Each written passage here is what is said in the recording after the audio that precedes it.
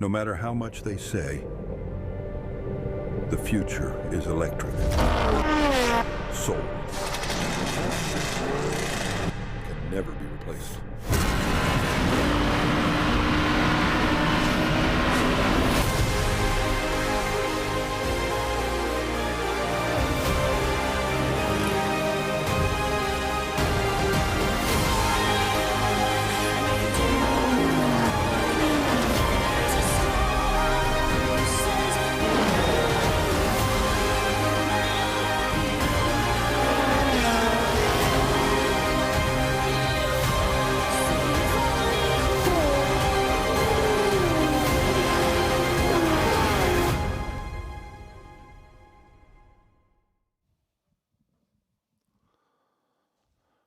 Welcome to Paul Ricard. We've had a fantastic couple of days. Practice on Friday, racing on Saturday. We're going racing again today. It's a rich, rich field of cars. The atmosphere in the paddock is truly fantastic.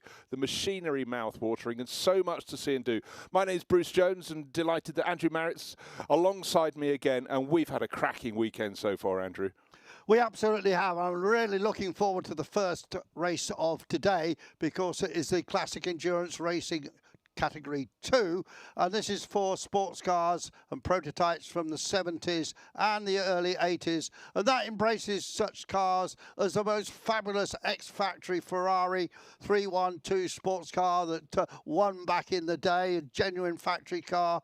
We've got various Lolas and Toj, but we've got also rather differently in the GT category, we've got some great Porsche 935s with those twin turbos at the back that spit flames out. So we've got a great race coming up. Interestingly, the defending champion from last year, Kyle Tilley, who is racing this year, is not running his Chevron this time, but definitely there on the pole position is Max Guenard, and Max had a great race last night, didn't he? Just missed out on the overall win in the 2-hour endurance race we had then, but was on the podium. But Max Guenard won this race in 2023, 2022, 2021.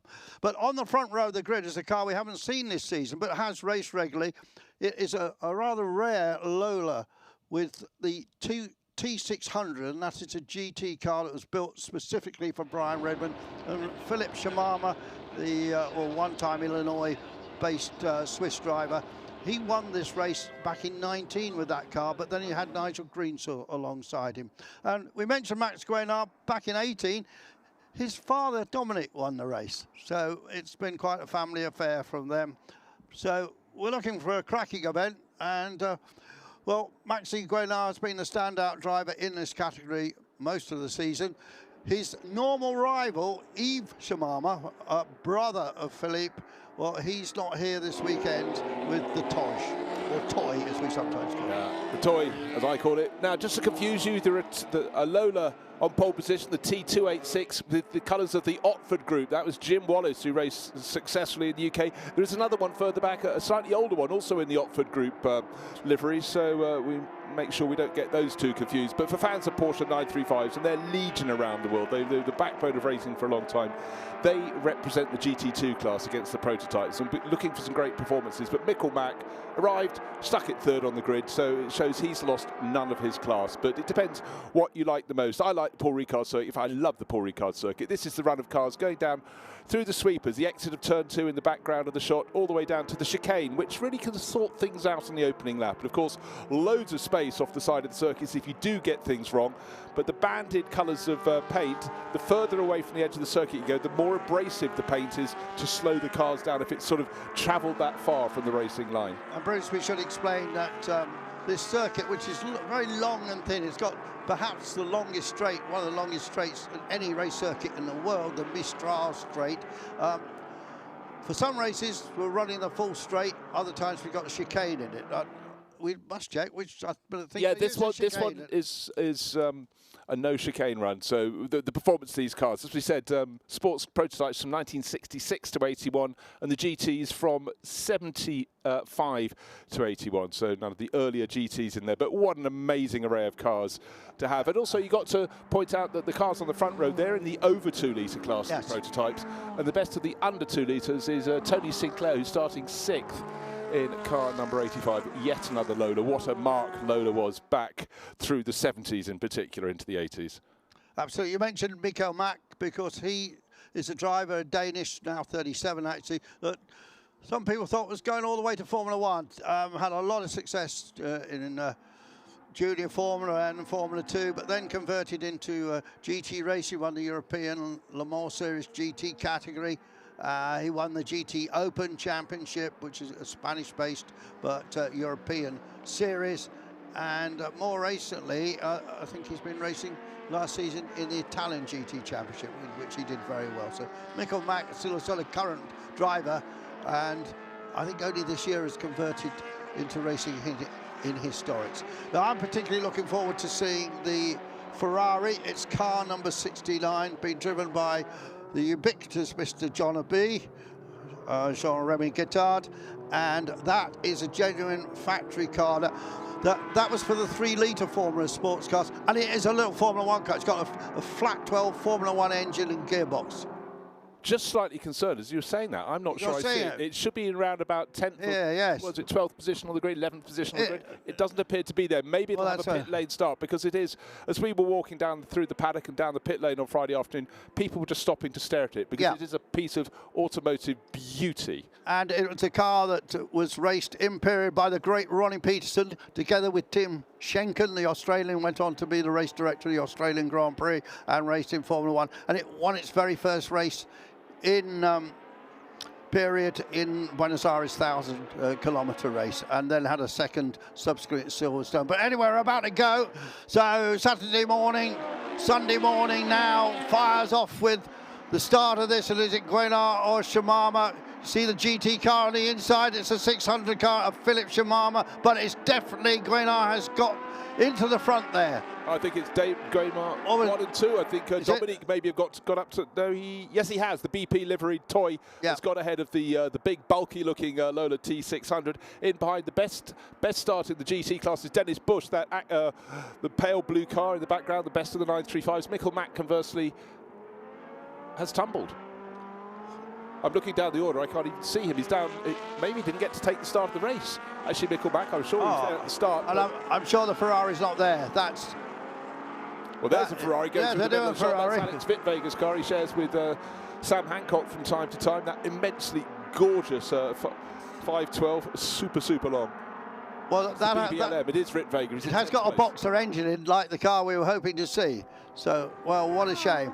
Well, Maxime Guenard pulling clear very powerfully early on. He's got the over 2-litre class car, same engine in his father's toy, which is in behind. And now we're having the Lola T600, the black car with the yellow flashes, the BP livery, trying to overtake another BP liveried car, but the toy remains in second place. But beautiful lines through scene in the opening lap from Maxime Guenard. You're saying same engine, both these cars have got effectively Formula 1 engines, the Cosworth DFV, the most successful racing engine of all time, but was used in sports cars and even won at Le Mans.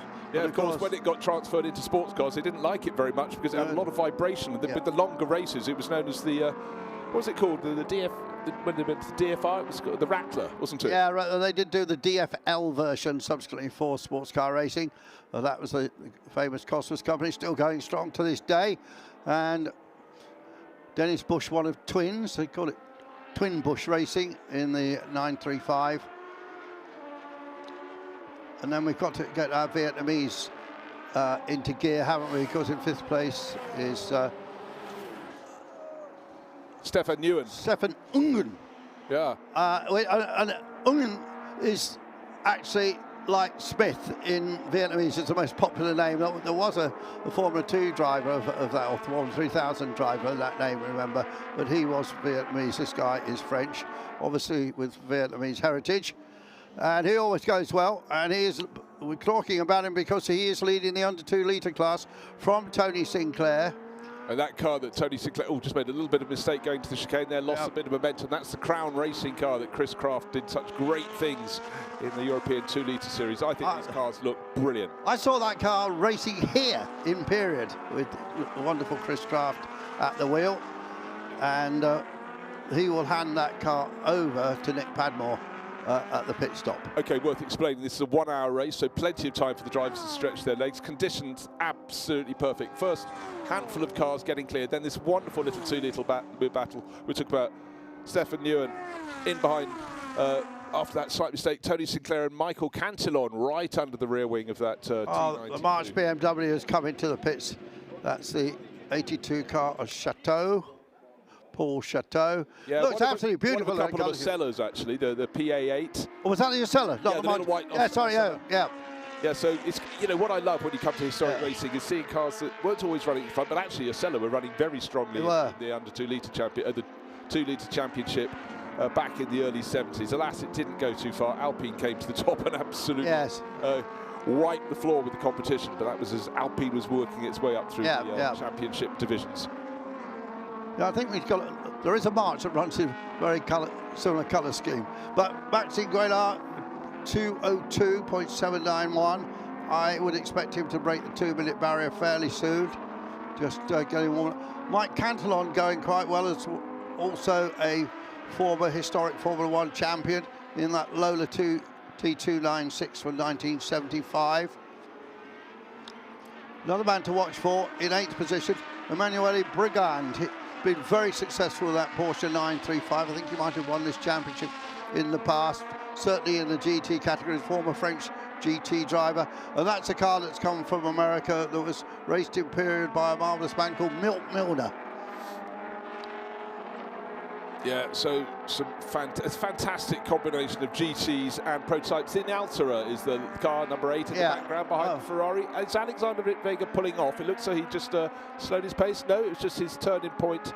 And then just look at the stream of car. GT, sports prototype, sports prototype, sports prototype. And I love some of the original names on the car. The Turgal sponsorship on. That's Portuguese, I think. Exactly, Portuguese. Just within Altera. That's actually a Rondeau. They were a wallpaper manufacturer. Wallpaper and motor racing always goes hand in hand. Always go together. Sticks like glue to the track. Right, now what's happening in this battle for second place? Finally, it's the Lola T600 has got its nose in front. Maxime Guenard, having jumped in at the start in the toy, that's the one with the green nose, tucked in behind. But two cars with similar purpose, but clearly totally different forms. The T600 Lola, to my eye, never look quite right. It's a much larger looking car than it really is. If you look at that rear shot, the pontoons on either side of a pretty big sort of air tunnel under the car. The actual bulk of the car is right in the middle. But look, there's an awful lot of bodywork, a bit like on the 935 Porsche, way out behind the back of the car to get the long tail for stability. Interesting story of that car, because Lola hadn't thought of building a GT car like this, but a guy called Ralph Cook, wanting to win the championship in America and had Brian Redman as driver, didn't want to run a Porsche, he wanted to run something different. So Ralph Cook and Brian Redman, Brian still lives in America now, famous sports car driver, one of the most famous sports car drivers of all time, went over to see Eric Broadley at Lola and persuaded him to build this car. It's got a great big Chevy engine in the back, and it was, you might not like the look of it, Bruce, but it was tremendously successful. Didn't make the start of the season and absolutely dominated. And in the end, they built about 10 of these, but this is one of the real original ones that Brian Redman raced. And so that car has been in the Shimama family for quite a while, and they've brought it over back from America, where it did sterling service for several years. And it was actually run by a very ex-racing driver, a very famous team manager called John Bright. He ran that car, you know, Bright. Oh, absolutely. Yeah. Fantastic racer up to Formula 3. He ran a Formula 3000 team. One of the nice guys in motor racing, John Bright. Still enthusiastic, see him in the BRDC suite regularly. But as I said, they did build some others for European racing. Guy Edwards was the most prominent guy who raced one. Oh, now there was a fantastic little shot, 131 past 80, or more to explain. Ross Hyatt in that nimble Chevron B31 diving inside the Danish driver Lars Vrolner's Porsche 9345. At various points on the circuit, they have different levels of performance, which is always that enticing combination. We talk about this a lot when we're not on air, about how, you know, you can have two cars that can have a near identical performance in lap time, but it's where they produce it. When you have this mixture of GTs and these little prototypes, of course they'll deliver their performance differently at different points on the circuit. The ex-Crown Racing car, Tony Sinclair's having to work very hard. Really good charge being put on by Michael Cantillon, but that is absolute delight for Stefan Newen because he's beginning to drop them. They were right on his tail, but as they fight, here comes Newen just turning in towards the end of the lap. Oh, that's there. A slip and a slide from Michael Cantillon. I got to try and get you to say It's like that. Okay. So Grenard already 5 seconds in the lead over Philip Shamama. Doesn't have to worry about brother Eve, who's normally racing wheel to wheel with him in these events, because this is part of a regular series. Also looking out for the car that is currently down, I think, in 14th place. That's the Chevron B26 of John Emberson, but Nigel Greensall will climb into that, and we had great drives from Nigel yesterday. But there is the car. Imagine that going round Daytona Speedway, and we say that because this series is going to Daytona next year. Yeah, no, I mean, that was hugely exciting news. It was told to all the various groups of drivers on Friday, and each time each group went in, you knew when the announcement was made because suddenly there was a round of applause. We could hear it coming down from the driver briefing room to the commentary box. And there are so many elements of people who've never been to the Daytona International Speedway. You need to learn when you get there. And famously, of course, when you're high on the banking, do you remember the Porsche 917s had little windows made into their roof lights so they could see further around the corner when they were up on the banking? So again, another detail, one of those many details that help Porsche just rise to the top. The Peter Auto Series is going to be part of the Daytona 24 Classic. Not sure exactly which classes they're taking yet. I suspect they might take these because it's very relevant.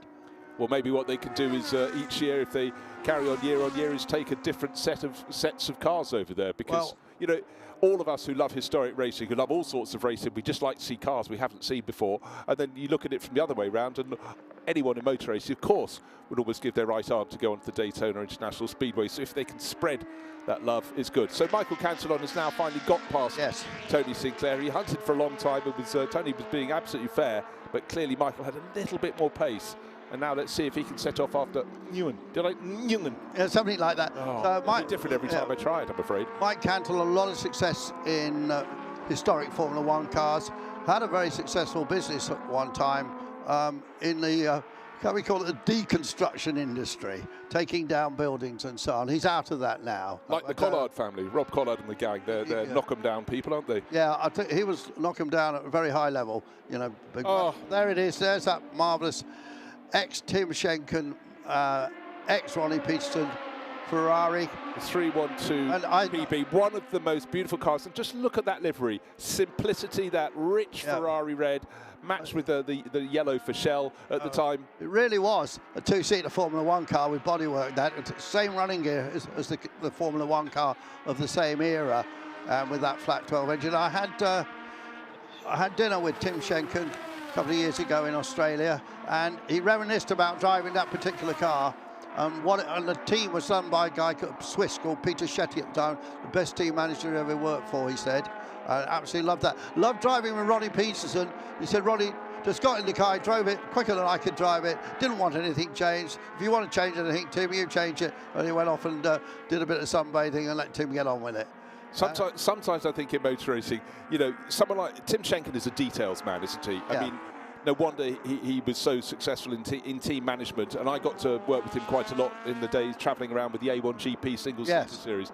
Really acute brain on him, but you know, to have someone like Ronnie who would just be so languid, but yet every time he got in the car, so ultra quick. It must have been sort of entertaining, but half of Tim must have been thinking, my life would be much easier if I was like Ronnie. Yeah. For younger listeners and viewers, they're probably not quite aware of who Ronnie was, but he was a very flamboyant driver, one of the very best Formula One drivers, drove for JPS same year as Mario Andretti, very nearly won the World Championship, and just an all-round nice guy as well. And back in the days when Formula One had really large rear tyres, there are epic shots, particularly in cold conditions. Ronnie just sideways, completely balanced, almost the sort of Scandinavian rallying style. And our newer listeners, viewers might say, well, what was he doing driving a sports car? You'd say he was a Formula One car. Well, back in the day, all the top Formula One drivers drove in the top sports car events as well. Well, not all, but most of them. And that's where they made extra money. They'd probably get paid more for driving for Ferrari than he did for Lotus. all suddenly getting very busy down in the middle order. In the background of the shot, the double Dwight scene, we had departing the track but rejoining John Emberson in chocolate drop. That's the brown chevron in the background with the yellow stripe, and getting very, very busy in battle. But he will be handing over to a very, very quick teammate shortly. Very interesting. 2 brown cars in this race, the Crown Racing one and the chocolate drop, and there are very few brown racing cars. There has been a brown Formula 1 car, Bruce, I'll set that. The Rabac. And the Rabac. I've been 2 then. the Hex. And of course the Hexagon. No, I came with the obscure one because I thought you hadn't remembered that one. And I wrote an article about brown racing cars, believe it or not, and I forgot the Rabac there. Oh well. Yeah. I mean, the article was mainly about Hexagon. Hexagon of Highgate, and John Watson was largely their driver in that, their Brabham. Right, pit window starts in 11.5 minutes, so the Crown Racing car with the Chris Craft lane, that's a problem for Tony Sinclair. He had been just sort of slightly losing out in his battle with Michael Cantillon, but it looks like it's probably just a tyre pressures, I mean, is that wheel coming off of that left front? Okay, Nick Padmore, who's going to take it over, comes in. He's offering his advice. Nick's another guy that's won the historic Formula 1 championship a number of times. Now drives for the German Brightech team in various different Lotuses. See him at the Monaco Historic. Well, it's a very... Crown Racing was a guy called Martin Brain, who went on to own Lola, and it was the estate agent, Mann & Co., big London estate agent. And he basically brought... Mondello Park never died, but he was the man in the 80s who put money in and got it ship-shape and shiny again. Because he was Irish, yes. Yeah, and he put in a very, very personable man, hugely. When you see a people person, as Martin was, you can understand how they get ahead in business, but you have to have a very sharp mind, and Martin was always thinking his way. Right, looking at Maxime Guénard, he's the best part of, he's 9.5 seconds clear, driving this 1976 Lola T86 beautifully, and the cars for the Otford group from Jim Wallace, always immaculate in their presentation. White livery with the brown and orange stripes, competed a lot in Thunder Sports in the UK as well. Yeah, but this car basically only raced in the UK in period, and the Otford group, printers from... Otford, near Sevenoaks, near Brands Hatch. Yes, I think they possibly did all the printing for Brands Hatch. You've got a yellow flag waving there. That's at turn 2, so turn 1 is the left-hander, and then it feeds immediately into turn 2, the right-hander. A lot of cars go out wide there. Well, we think that Zuccati and Candini, that's the 2935 and a Chevron B26, Gianluigi Candiani have tangled. Well, they were running very, very close together. That's probably a very good guess. And it is a guess because we haven't seen it. Now, I'm quite sure what is going on with this. To get the rear deck off, you have to undo a bit of the roll bar support. Well, obviously Tony Sinclair has identified something not being quite right, and they've got to sort that out. And yes, it does seem Candiani in his Porsche 935, sorry, in his Chevron B36 and the Porsche 935 at Zuccati. Yeah, they're under investigation for contact at turn 1. Well, these are 50-year-old racing cars, effectively, most of them. Yeah, well, absolutely so. But a lovely chance to stretch their legs in the green Chevron. There's Ross Hyatt pressing on. Of course, he does a lot of racing with his lads. Charlie Hyatt, one of his sons, here this weekend as well. And they've had a season of some great form, but also some misfortune. And their stock of cars is running down a little bit. I think Charlie will take the car over, won't he, for the second half of the race. And Ross, long career racing, several appearances at Le Mans, pretty quick in his time. In the historics, raced everything from a Porsche 917 to various Ferraris and so on. And a director of the BRDC in a very interesting business, doing ocean surveys, pipelines, and also they've lifted a few ships out off the ocean as well, and recovery. So it's not one of those careers they suggest in the careers office at school, is it? But massive enterprise, and full marks for making it work. And well, it's a substantial, very substantial business that Ross still runs. But he can relax a bit this weekend, having a wonderful time with his son. We saw them down in Bandol yesterday, didn't we? Oh no, it's Friday now. Just having a little promenade. And we should say this circuit is right by the south of France coast of the little town of Bandol, with its casino and its lovely front and the yacht harbour and everything. just can't work out why people want to come to race here. Brilliant circuit, lovely places to go out to eat, fantastic wine, and the weather supreme. A few weeks ago it would have been hyper hot here, but it's cooled down to about, at the moment it's probably only about 20 degrees. Midday about 25. That's lovely, that's comfortable. That Ocello, which I said it was a March, apologies for that, I see it's back running again. Yeah, good to see. The March I think you were talking about is the one Jacques Nicolet maybe should have been starting in. But we had a handful that didn't start for whatever reason, which is always disappointing. Very disappointing. 7 of them, including Michael Mack and that marvellous Ferrari. And great job, by the way, lad director, finding the car in the garage. Yeah, no, really good, because if you just, you know, watching with us and you haven't got the glory of being at the circuit, you know, it is a car that's too good to be missed, so well caught out. Now, clearly, just fairly major problem with this front left wheel. Car back on the deck, does that mean it's going to get going? In the background, the driver who'd be taking the second part of the race, at the moment, if he's lucky, Nick Padmore looks on. There's nothing he can do. Mechanic's just trying to make sure that Tony Sinclair is happy, and he looks like he's about to fire up the engine. But, of course, any chance of a podium is gone now, even in the class. So Tony Sinclair, a couple of laps, 3 laps down now. What a disappointment. And also the lovely Boxer Ferrari 512, Alexandra Ritvega seems to have stopped, Bruce. Yes, I saw that going very slowly into turn 1. I wasn't sure if he's just swinging wide to have a widest entry to the corner, but his pace seemed to have dropped off, and that, the BBLM clearly pulled it off, right at the start of the lap, according to the timing screens. So, a shame. That was running in, I think, 10th place at the time, and just pulled off. Right, the first 3 cars have rather broken into big gaps. Gap between Maxime Guénin and the Lola T286. Back to the Lola T600 5 years later. Full bodywork on that of Philippe Shimama is 8 seconds and nearly 7 seconds back to the second of the Guénins in the toy. The car sponsored likewise by BP. Yeah, I think that was a special colour scheme for the Le Mans 24 Hours that car ran in there. Normally in these races, the other Shimama, Yves, is right up there dicing wheel to wheel with Maxime. So he's having a bit of a rest this weekend. We've had Alex Ritvega pull off, but at least there is still the 512 BBLM in shot on the track, and that is running around Emil Breitmeier at the wheel in 8th place. He's got no one immediately in front. He's 3 seconds down Emmanuel Brigon, but at various points that Ferrari very quick in a straight line. Will haul it in up the straight. Emil's dad, Olivier, was meant to start this race in his Porsche 935. He was another of those that didn't make it to the grid. And he's the father and son. The father is German nationality, but the son is Belgian, and they live in Belgium, and they have a big preparation business. They also prepare a lot of rally cars, and Emil does quite a lot of rallying. Does he? When you got the bug and got it badly? At ERC level, actually. There's that T600 Lola that Brian Redman won all those races in. So we're going to be going to the down to find out what happened with the number 85, and let's find out. And that's Tony Sinclair's car.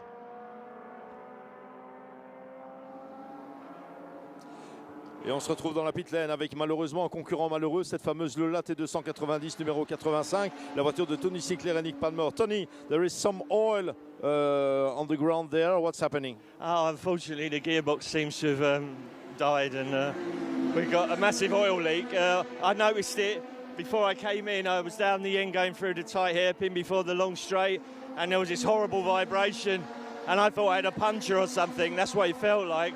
So I came in, but unfortunately it's the gearbox. Obviously it was all shuddering, so it's the end for us, unfortunately. We tried. I was having a good race, so you know, we had it sort of under control, but not under control with the gearbox. It's not the best weekend so far. No, and yesterday we got punted off, so, well, you know, we'll still be back. We love Paul Ricard, it's not a problem. It's motor racing, you have to suck all this up, so, you know, we'll be back stronger, so it's good.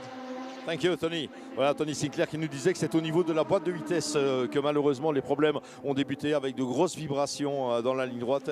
Et il était clair que ça n'allait pas pouvoir aller plus loin. Et puis un abandon hier également en 6-6 Endurance. Donc effectivement, pour Tony Sinclair et son collègue du week-end, Nick Padmore, c'est pas le meilleur week-end pour l'instant. Vincent Francin grabbing the interviews down there, and Tony Sinclair, you know, we did see him run wide, and that probably was indicative of him not finding the right gear out of this exit of double Dwat, but so disappointing. But that, you know, the spirit is there with Tony. As he said, we'll be back. Problems yesterday, problem this morning, but we love this circuit. And you know, that is the sort of story of historic racing. Sometimes these cars may break, but gradually the levels of preparation just get better and better. But anyhow, I'm sure we'll be back for Nick Padmore. Sadness that he didn't get to go out in this car, because I know it's a car he loves very much, that Lola 2 T92 car from 1973, championship winning car of the day. Now, can anybody, Andrew, do anything about the pace of the number 50 Lola from that same year, 76, Maxime Guénard, leading the race by nearly 10 seconds now? Sorry, I have to say absolutely not. You know, he's been the dominant force in this category this season, but for many seasons, actually, as I said, he'd won this race in 21, 22 and 23. He drives it very well. He doesn't make mistakes. The car is beautifully prepared. It was wonderfully designed in the first place. And I don't think there's any chance of Shimama, you know, a very different sort of car, closing in on him. So, all being well, he's headed to the finish. But of course, we're only halfway through. And motor racing, you know, as Tony Sinclair said, anything can happen. And then Maxime's got his dad, Dominique, there in third place, the joint founder of the Richard Mille Watch Company. Yeah, and Richard Mille, almost since creation, have been knitted into motorsport. They've really put their money where their mouth is. It's not one of the great Swiss watch companies. No, not at all. They've only been going for 25 years, but they've found a massive niche at the top end of the luxury market.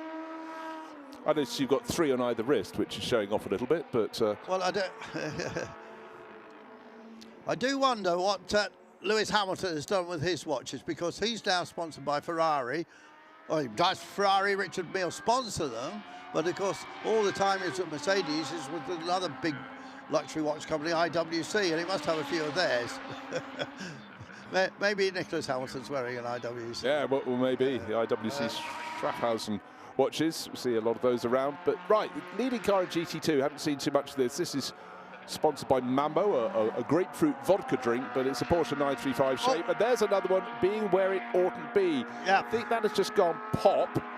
Unfortunately, puff of smoke for the Orlando exit car down at, well, Raniconi. Yeah. For some reason, he's running in the invitation class, so obviously the car wasn't quite up to the spec that they're supposed to run. Now again, I always like to see the rear shot of the Porsche 935, because the original 911 body shape is in there, but with that massive aerodynamic sort of long deck. Now, absolutely. Is he just limping back? Now what happened? Oh, he seems to have got a bit loose, possibly on his own oil. Then there was a puff of smoke. I wasn't sure if it's from the engine, or there's the puff of smoke, or that was just his tire spinning. smoke, yeah. And in the background, going through, was the Altera. Yeah, so, I mean, what happened there, of course, you've got all the scope to go off. There is space to go off if you get it wrong here. He had the rotation, and the very abrasive painted stripes helped slow the car, but he'd already locked up into the corner and then clearly couldn't take it. Round he went, and Raniconi back into the race, but that would have dropped him way down the order, probably below 20th position. Best of the DFV pad, non-DFV pad cars, I should say, is Dennis Bush in his Porsche 935. He leads the GT2 category by considerable distance from the former French GT champion, Emmanuel Brigard, a champion in this series as well. Quite a rare car. We're looking at a really great battle. Beat Egerman, that's the dark car in the front. That's the Cheetah. Chuck Graymager designed those cars. Walter Wolf Racing was the name on the nose. And of course, around that time, Walter Wolf was just edging into Formula One with Frank Williams, wasn't he? And very, very interestingly, he developed a perfume brand, an aftershave brand, which did particularly well in Italy. And I believe in some countries it's still marketed. What's it called? It's called just Walter Wolf Racing. Oh, is it? Yeah. Saves on side writing. Yeah. Right, pit window is open. That's why we're seeing some cars in the pits. And again, more adjustments. I think that's the little Acela we know. It is. It is, yes. And one of my B-Sto's got all the stickers on the helmet from the different years. I don't like that. I like a nice clean crash helmet. And, sorry, that's a Lola. I saw the white and blue. Same white and blue, yes. We saw it only from the side. I should have waited till I'd seen the nose, but that's Portuguese racer Frederic de Rocha, French racer, I beg your pardon. One to you, one to me now on the blue and white mistaken identities. Slap, slap, wake up Sunday morning. This wakes me up. I'll be with you eventually. Right, race leader Maxime Guénard hasn't pitted. In fact, very few cars have as yet. 13 seconds clear. There he goes. Car number 50, the 1976 Lola T286. Super, super sleek. And just look how smooth Maxime is around this circuit. There is space to play. Neat and tidy. He doesn't have to press on too hard. He doesn't have to take any risks. But just lovely to see that car. I saw that race an awful lot in period. It looked great then, looks great now. That wonderful long tail on it, and sort of increasingly large haunches, if you will. You know, extending from the earlier cars. You can see all the air ducts in the side. That's why the haunches are wider, and ever wider rear tyres as well. When the DFE first came out, it was a Formula 1 engine. It was running at about 450, 470 horsepower. And they got them up to the best part of 600, I think. But in sports car trim, it's probably running about 500. So it's got a lot of horsepower. Interestingly, as you see the guy climbing back into 26. Last night we had a very interesting 2-hour race with lots of Cobras at the front, some Daytonas, and one more regular shaped Cobra, which is driven by Olivier Hart. And he brought that car through and passed Maxime Guénard quite easily. Had more speed than him, but if they were now in this category, I think this particular load is something that really suits Maxime's style, where maybe the more scary sideways Cobra didn't. I mean, it went really well in it, but there was no doubt that Hart had more speed. Oh no, certainly. I mean, Maxime had that fantastic battle at the front of the field. Went on seemingly all race until a couple of intercessions. Right, this is the Inalsa, as Andrew pointed out. It's a Rondo sports car based in Le Mans. The only car for the driver with his own name to win that great race before, alas, not quite getting the timing right on a level crossing. But sponsored, as you said, by Inalsa, so they dubbed the chassis the Inalsa. But it's great to see these rarities still out. That team for a while was run by a very famous guy who raced in both Formula 1 and sports cars, Vic Elford. He was the team manager for a while there, which was and then went off to America to do lots of historic racing. We remember Quick Vic. Quick Vic, indeed. Didn't seem to matter whether it was on the loose stuff with a bit of rallying or rallycross. Now just look at the ease with it, Maxime Guénard. Oh, well, I'll tell you why, because Chocolate Drop, you just go past, has just dived into the pits. This is Michael Cantillon. He's been having a very nice little run. Never quite got up with Stefan Ewan, but... that's in the Joe Bonnier colours. And drives it with John Barber on occasion. Nick Padmore's trying to get in it, I think. What do you mean you don't want to get out? Look, mine's broken. Let me have a go. Again, it's lovely to see that sort of camaraderie in racing, which is, you know, so much part of the appeal for drivers coming from all around the world to race in the Peter Auto Classic Series races. The historic racing scene growing, but I must say, looking at the show, particularly this weekend, with all the side shows, the car clubs in the paddock, the shopping arcade, whole dedicated areas for Ferraris we're looking at, and promotion of, let's see what's going on here. Well, there was actually contact with the Wolf racing car, but I think he just... I think he got away with it. Yeah, side on side. I saw his hand come out of the cockpit, and I don't think it was a polite wave. Right, Dennis Bush leading the GT2 class by a good 40 seconds or so, just coming into the pit. So he's in the fastest of the Porsche 935s. X out of 4th place, should go back in. Car 21, this is the one we refer to as Chocolate Drop. Lovely little chevron. All the Foxcraft boys from Hampshire who build lots of chevron parts. You can buy lots of parts for these cars. These boys produce most of them. So if you've got a chevron, you go and see them if you need a new front upright. So, and interesting, this car has got a Hart engine in. Most of them, Brian Hart, famous engine builder, built Formula 1 engines, famously for Tolman, of course. And that would be more powerful, I think, than some of those Cosworth BDG powered cars. But anyway, it seems to have a problem. John Emberson has got out. The blue and yellow helmet on board means Nigel Greensall's about to take it out on the track. And we'll see where he can get that car up to, because Nigel is just... quick in absolutely everything in historic racing. That car, obviously the positions are changing at the moment with the pit stops. So that car's running about 3rd in class. So let's see what it can do. Up to 2 litre, there was an up to 2 litre sports car champion. I think we're going to see more of these 2-litre sports cars, sports prototypes come out. I think we'll be talking to some of the people that have been running them, and they say they're just brilliant cars to develop your driving, really dynamic. Right, isn't it a comparison? Another bit of contact. Okay, we'd already seen a problem for that number 78 with a rotation down at turn 1, and then at turn 2, the Lola T600 in second place of Simama, but again, it was side on side. I don't think he saw him coming. No, he didn't. No. I wouldn't have thought. So Matteo Radiccioni having a little too much incident, probably for his liking, particularly Sunday morning. Here with the names of Bobby Rahal, Brian Redmond on the flanks. The car out of second place, comes in for its mandatory pit stop, squeezes its way, smoking slightly as he backed it off, coming around that very tight pit entrance. Hopefully that's not a portend of things to come, because for Philippe Simama, it's been a good old run there. Now Patrick Simon has taken over the number 180 Porsche. This is a 9345, so the more standard looking front end, but again, already the essence of what became the 935 was get more aerodynamics on the back of the car, and you can't miss that rear wing, can you? Patrick Simon, long-time Porsche racer with a lot of success behind him, and came in our commentary box yesterday, and also a very entertaining commentator, isn't he? Oh, he's fantastic. I'd love to have him back, actually. Maybe he'll come after the race. So this is our race leader, Maxime Guénard. Looks relatively calm. They're just checking this and that. But remember, he came in with about a 15-second margin, and he knows he's got the pace. Put it on pole position, this lovely Lola 2 T86. This is from 1976. In my mind, it looks old, but not 49 years old. No.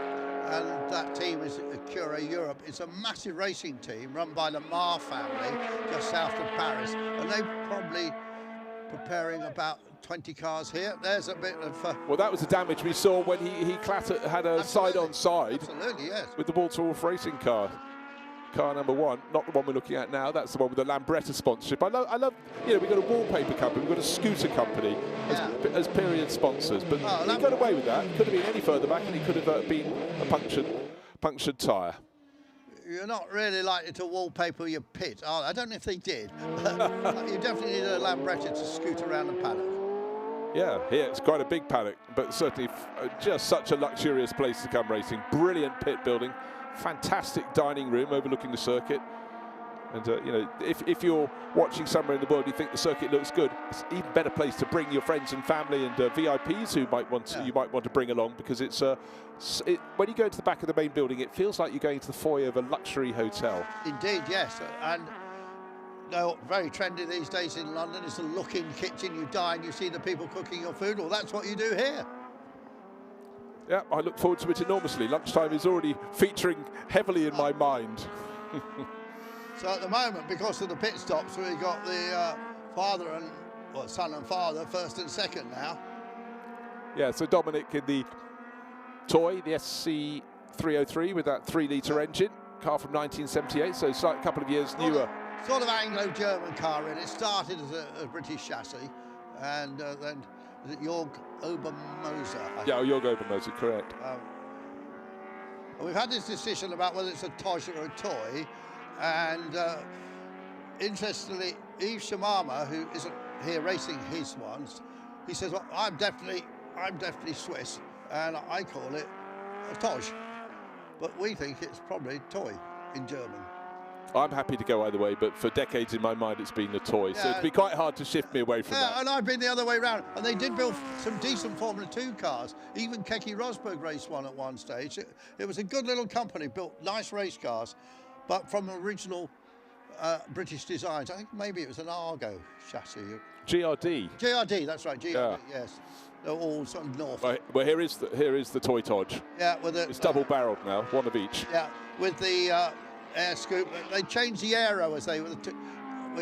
We had them side by side at Spa in the paddock, didn't we? We could get to look at how they changed really quite markedly from year to year. But those DFE run engines, a bit of smoke coming out of the back of that, actually. Again, it might have been a very quick bit of oil top up at the pit stop. We saw the Porsche that Patrick Simon had taken over, the 9345. That was smoky a little bit, but again, it was on its outlap, so not too much to be concerned about. Yeah, unfortunately, we can't give the comparison to the other toy, which is the one from the S02, because it hasn't started the race. No, I don't know why Yves Shamama not racing here this weekend because he always does this series, so there'll be some reason. We'll try and discover that. And do you know what? Fastest man last lap around was Nigel Greensill. Oh, actually, now Goyard's have gone quicker, but Nigel really flying, certainly the quickest 2-litre car. Oh, well, yeah, you expect him to advance. He's in 10th place overall. He's 4th in the under 2-litre class. His next target is Emil Breitmeier. He might have got past him. Emil just coming out of the pit in the remaining Ferrari 512 BBLM. But here comes the driver leading comfortably in the GT2 class. 4th overall, Mark Busch. I think that Mambo is appearance sponsor, isn't it? I'm not entirely sure. I meant to look it up, but I'm not sure. They mixed vodka and grapefruit back in the day, so I'm not 100%. Maybe they don't, no. And appearing for the Winston Original Kramer brothers car, very well-known Porsche preparation company, raced a lot at Le Mans, and they ran a lot of these 935s. Stefan Nguyen is tucked in behind in that Lola T298, so it's car from the last of the Lolas in this group. It runs up to 1981. Oh dear! Drive-through penalty for Philip Shamama in the Lola T600, causing a collision. Well, that's the one we saw at turn 2 with Matteo Radiconi. I didn't read it that way. Well, no, there was contact. I wouldn't necessarily put the blame on him. I'm just saying that they were the two. I thought the other guy hadn't seen him and turned into him, but there you are. There's nothing you can do about that now. He's got to come in. Will he be able to hang on to third place? I don't think so, because he's only 21 seconds clear of Mark Busch, so Mark should get a GT2 car up onto the podium in the top 3, so that would be remarkable. Here is Mark, but he's being pressured because the Lola is hunting him down, but it's a bit more grunt for the 935. But look how beautifully that little Lola handles tucked in behind with that long rear wing sticking out behind the car. Stefan getting closer and closer. But Mark and brother Dennis know this 935 so well. They're very, very smooth. Got a whole garage full of cars almost underneath the media centre here, just along the block from where we're situated. We're down in the commentary box towards the exit of the pit lane. And you can see people starting to come in and fill up and get into the grandstand opposite. Long day of race. Oh, a dive that, did it work? It won't. There'll be more power. That final corner, we have lots of place changes that swap around by the time they get back down to turn 1, and that's been exactly the case. Stefan Nguyen had to get in behind the 935 again. They're both coming up on the chevron that has seen them and stays out of the way. It was a long time Mark Busch was waiting to make the dive, but eventually Hugo Mezar, whichever car moved out of their way down there into the first corner. I see Ross Hyatt still shown in the 131. I thought Charlie was going to take it over, maybe. No, on my entry list, it was Ross was doing it solo. Yeah.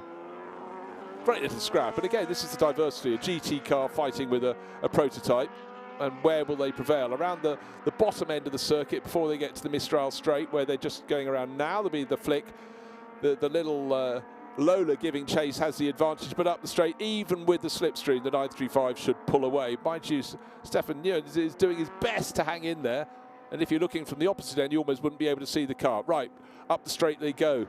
Had there been a chicane halfway up, this would certainly favour the little prototypes, but the GT2s, all that power, boom, up the rise they go, rising, up to this most fantastic corner scene, which was a corner that tested the mettle of drivers when it was shown for the first time in early 1970s, right up to today. It's something they look forward to, and if you get it right, it's great. If you get it wrong, well, there's lots of painted lines on the outside to slow the progress of your car.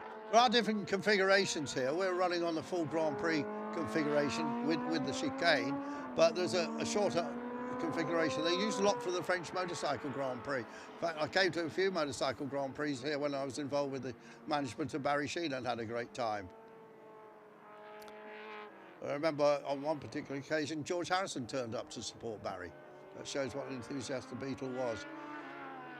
Yeah, he was very happy to come to events, just talk quietly to people, because he was an absolute petrod. Right, second time of asking, Stefan Nguyen gets ahead again into the final corner, Virage de la Pont, but he makes it stick this time. But then what happens? The grunt, the sheer acceleration of the 935. I thought this time Newen had got it done. I really did. Last time he got ahead but couldn't get the grunt out of the corner. This time it looks as though he was able to get the power down earlier than the lap ago, but alas, he is going to have to carry on in this cat and mouse battle. We don't mind. We're the beneficiaries. You're the beneficiaries getting to watch this, but nip and tuck. Where can he make a move? But the sheer torque differential between those cars is huge. It's an enormous gap, and that's what the 935 is using, you know, in great style. But oh, is he going to get, if he can get ahead onto the back straight, there's half a chance. But then again, the power of the Porsche will just drag it by, come what may. Nice battle going on for 8th place between the two Brits.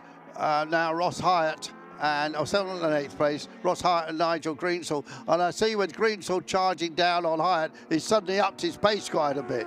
So, and then in the next lap, he was a bit slower. But I think Greensall's going to close in and snatch what will be 3rd place in the P2L category, the prototype under 2 litres. Get to the end of the Mistral straight, and the gap between this driver, Mark Bush, in his pale blue 935, is about 10 car lengths back to the chasing Lola. Very disappointing. But again, I think there may have been a slight mistake coming onto the Mistral, which is the last thing that Stefan Newen could deal with, because if he has less power coming onto the straight, so he needed to use every horsepower he had. But certainly the gap between them more than it was before. Through the twisty stuff though, the prototype closes in, but the 935 looking neat and tidy. Now look, as it tightens up, Virage de la Tour, Lola comes closer, but the last 2 laps he's dived ahead into this corner. This time not so much. Didn't get ahead. This is the other Bush twin in the car now, isn't it? Yeah. This is Mark. They're both substantial looking chaps, aren't they? Big guys with a big love of historic racing. Absolutely, that's a good way to put it, Bruce. Now, maybe traffic is what Newen is hoping for in the number 12 Lola, because on plain open circuit, he just doesn't have an answer for the sheer grunt, the horsepower that the Porsche 935, that's car number 54, has. Can this other car in front of them just obscure the picture a little bit for, that's Bert Smeets in his Lola T296. Oh, okay, that's bold. Newen's going, I'm going to swing out wide, because then I can have the better line. The undercut. Up your inside, not quite. It's very entertaining. Philip Shamama has not made his drive-through, you know. No, he hasn't. He's had, oh dear. Oh, this is unfortunate. We've been looking at Stefan Newen in that little Lola, trying his best to get past the 95. He's just been given a 3-second time penalty for not quite getting his pit window time right. Probably went 3 seconds too early.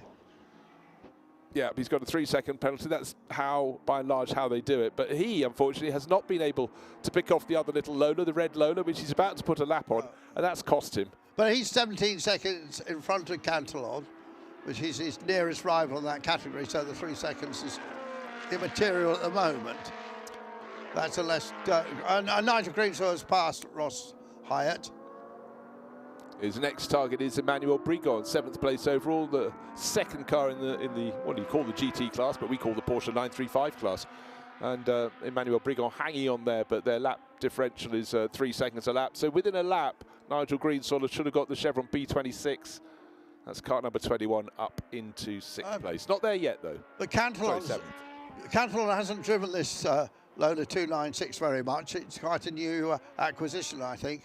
And he's really seen him in some earlier races. He wasn't super quick, but now he seems he's right on the same pace as Greensall. So he's obviously come to terms with it. Yeah, he was looking very confident in those early laps. He was certainly happy to try a different line here or there to try and unseat the Crown Racing Tony Sinclair driven Lola.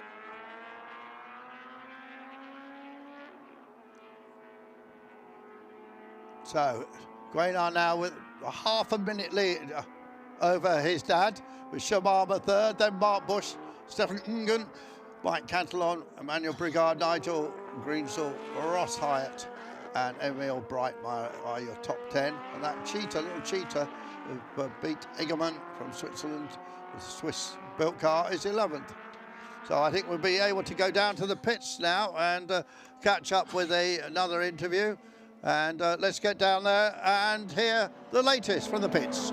Beaucoup de chevrons et beaucoup de Lola au départ de cette épreuve, mais également une Ocella. Malheureusement, elle n'est plus dans le classement. Mathieu Château, il s'est passé quoi? On a eu des problèmes de calculateur moteur, on pense. On a essayé de réparer quelque chose pendant l'arrêt pour voir si ça changeait un peu le problème. Mais en fait, c'était pas le problème de câblage. Je pense que c'est vraiment le problème du boîtier qui a dû s'arrêter de fonctionner tout simplement, quoi. Ça se traduit par quoi? La voiture ne prend pas ses tours, le moteur ne prend pas ses tours? Oui, on a des plages de régime où le moteur fonctionne. Et en dehors de ça, soit on est des ratatouilles, soit on a des infos au compte tour qui sont fausses.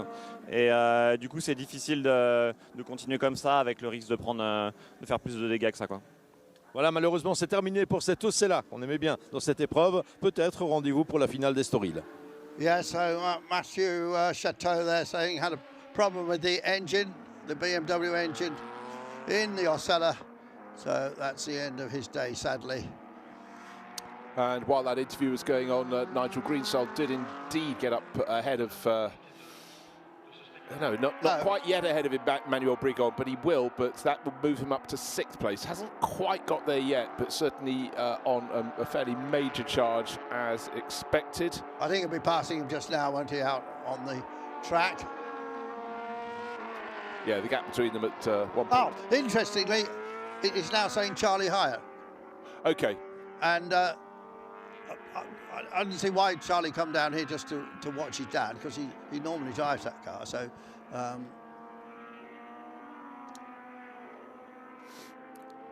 right, out front with a gap of the best part of half a minute, it's Maxime Guénard ahead of Father Dominique's Toy, so Lola ahead of Toy, but then the next Lola has now come in and out again from the pit, so the drive-through penalty has been served by the Lola T600 of Philippe Simama, but I want to know, it looks like it's just come out ahead of this Bush-Ewan battle for 4th place. There they go, that's Bush the second, which is Mark Bush.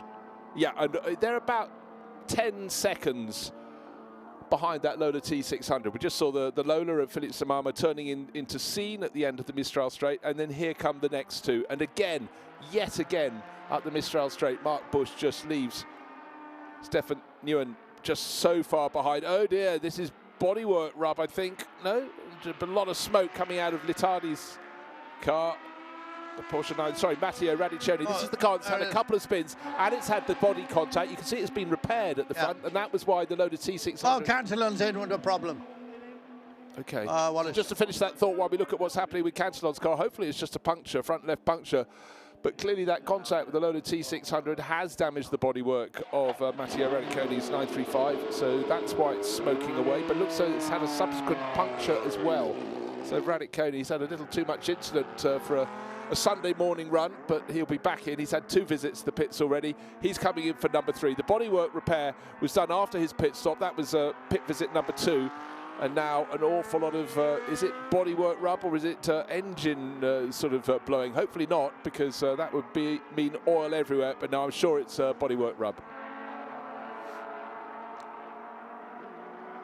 There's the Mambo car, the Bush twin car. The family-produced wheel balancing equipment. That's how they make their money. There's a lot of smoke just then, Bruce. Yeah, that was the Radiccioni car who'd going on to another lap. He really needs to bring that in if it's a tyre that's about to blow because bodywork's rubbing it. That's not good. If it's an engine that's about to blow, even worse, because that will not be making the track conditions for nice for people just up in front of him. We've only got 8 minutes remaining of this race, and Ungen is leading Greensall, but I think Greensall's got too much to do to catch him there. Some gaps at 37 seconds, so no chance there. And the car that may have a problem is the one closest to us. You can see Mark Bush going up the straight in his Porsche 935. The car closest, the little Lola that's been pushing so hard for so long, was suddenly lost 5 or 6 seconds on that previous lap. He's nearly 10 seconds down. So something somewhere that we didn't get to see for Stefan Nguyen is has suddenly broken up the battle. No one is breaking up the battle at the front of the field, though, because there isn't a battle, because Maxime Guénard started on pole, pull clear, pull... Red flag, red flag. Okay. What's that for? Well, it's not for our race leader, Maxime Guénard. He will have to acknowledge that. Must be a shunt, but you're not going to stop a race just like that. So red flag, and it means victory will go into the hands. I doubt with this 7.5 minutes remaining on the clock, this race will be restarted. But Maxime Guénard, looking at his Otford Group Lola, had it under control from the start. Great to see some other historic cars in the right liveries, like the chocolate drop chevron. But everyone else will be reporting back to the pits. Session will not restart. Thank you.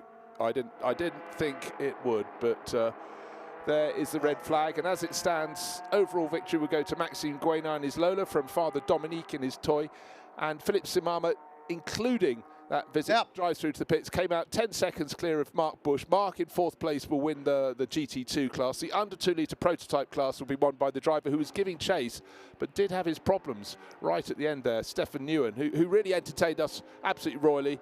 And there is Stefan, the number 12.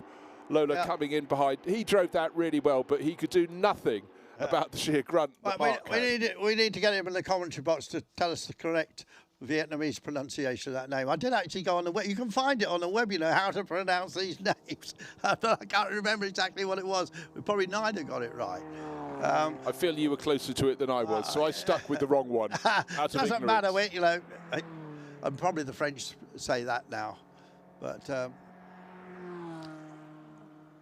well, some really entertaining little battles. Nigel Greensall, who got up to 6th place overall. Well, he had quite a gap back to Nguyen, but at least he was on the charge, as is his wont. Now, what are they looking at? We still don't know why they stopped this race. Okay, Marshall's doing some business there, but red flag, but with the clock will count down to nothing. That's on the starting gantry. An hour of racing. Is it because this car, Matteo Radiconi, did its engine blow? So it doesn't seem, I thought it was either the tyre running on the damaged bodywork, but then it seemed to be running still with enough pressure. But I think he might have been dropping stuff on the track that no one else wanted there. I think he dropped a huge pool of oil. Otherwise, they wouldn't have stopped it, would they, like that? No, so hopefully, well, that will give a little bit more time for the marshals to get some quick dry if it is dropping down on the circuit, because we certainly don't want the cars going out for any of the other races to be confronted by an extra slippery circuit. And it's the Group C cars that will be coming out for the second race of Sunday here at Circuit Paul Ricard. But, you know, what a great drive from Maxime Guénard, under control in that race. And victory in the bag in his Lola T286. Wins it for the 3rd time in 4 years, this particular race. Sorry, wrong. Wins it for the 4th time in 5 years. Well, that's putting your stamp on something, isn't it? Yeah. So, you said second race, Group C, and their second running, because they ran yesterday. We had a few disappointments. The cars are a bit fragile these days, and we lost 2 or 3 of them, including a Silk Cut Jaguar, which has only just been acquired by the new owner. But sadly, it blew its engine in practice, so the XJ11 will have to wait to see that with who was running it? Brooks. Yeah, Steve Brooks. Steve Brooks, yeah. Steve Brooks running that. So photographers moving to different vantage points around the circuit. People, fans and car owners still arriving at the track. We got racing through till 7 o'clock tonight. And yesterday we finished the last race of the day. It was running slightly late, but it finished at about 20 past 10 last night. We had a magical evening as the light faded and we went into darkness. And for a lot of drivers, it might be the only night race they do through the year. But the conditions were balmy. It was a lovely, lovely evening. And today, firing up some fantastic. I think we're going to be able to hear from the 4 times winner of this race, Max Guénard, in just a minute. And we can go down to the pits down, hear what Max thinks about his win. Le premier vainqueur du week-end, eh bien, c'est suite à un drapeau rouge finalement que cette course s'arrête. Ça ne change pas grand-chose parce qu'il était loin devant, Maxime Guénard. Alors apparemment, Maxime, une course pas mal, mais pas si évidente que ça avec un petit contact. Ben oui, pas si évidente que ça. Je revenais sur Beate Guiman avec la Cheetah dans mon tour de rentrée. J'étais à côté de lui sur les freins, il n'a pas dû me voir. Et puis, du coup, il m'a touché comme ça. Mais bon, écoute, tu vois, c'est la course. Très peu de dégâts finalement. Si tu regardes, il y en a juste un tout petit peu avant la roue. Tout petit peu le pneu, pas de crevaison, pas de jante cassée, donc ça va plutôt bien. Au niveau comportement de la voiture, il n'y avait rien à signaler après? Non, tout de suite j'ai senti que la voiture allait bien et puis quand on est reparti après l'arrêt, aucun problème, vraiment. Une idée de la cause du drapeau rouge, Maxime, ici? Oui, c'est la 935, donc la numéro 78, Il a perdu de l'huile à partir de l'arrivée sur Signe en fait. Et il en a mis partout sur la piste, sur la trajectoire. Il a fait au moins un tour complet avec une fuite d'huile. Il y en a sur toute la piste et que sur la trajectoire. Moi personnellement, avant le drapeau rouge, j'ai fait un tête à queue juste dans le long droit, juste avant d'arriver ici. Et j'ai failli prendre le mur à cause de l'huile. Donc assez sport. Une petite salutation à Yves et Mama qui nous a un peu manqué aujourd'hui. Bah ouais, Yves, franchement, attendez, je me permets de regarder la caméra. Yves, on espère te voir en forme à Estoril. Ma foi, c'est dommage que tu sois pas là parce qu'on rigole quand même bien, mais on se voit bientôt. Voilà, Yves et Mama absent bien évidemment et Maxime Guénard, comme le veut une certaine tradition, vainqueur en classique endurance, Racing 2.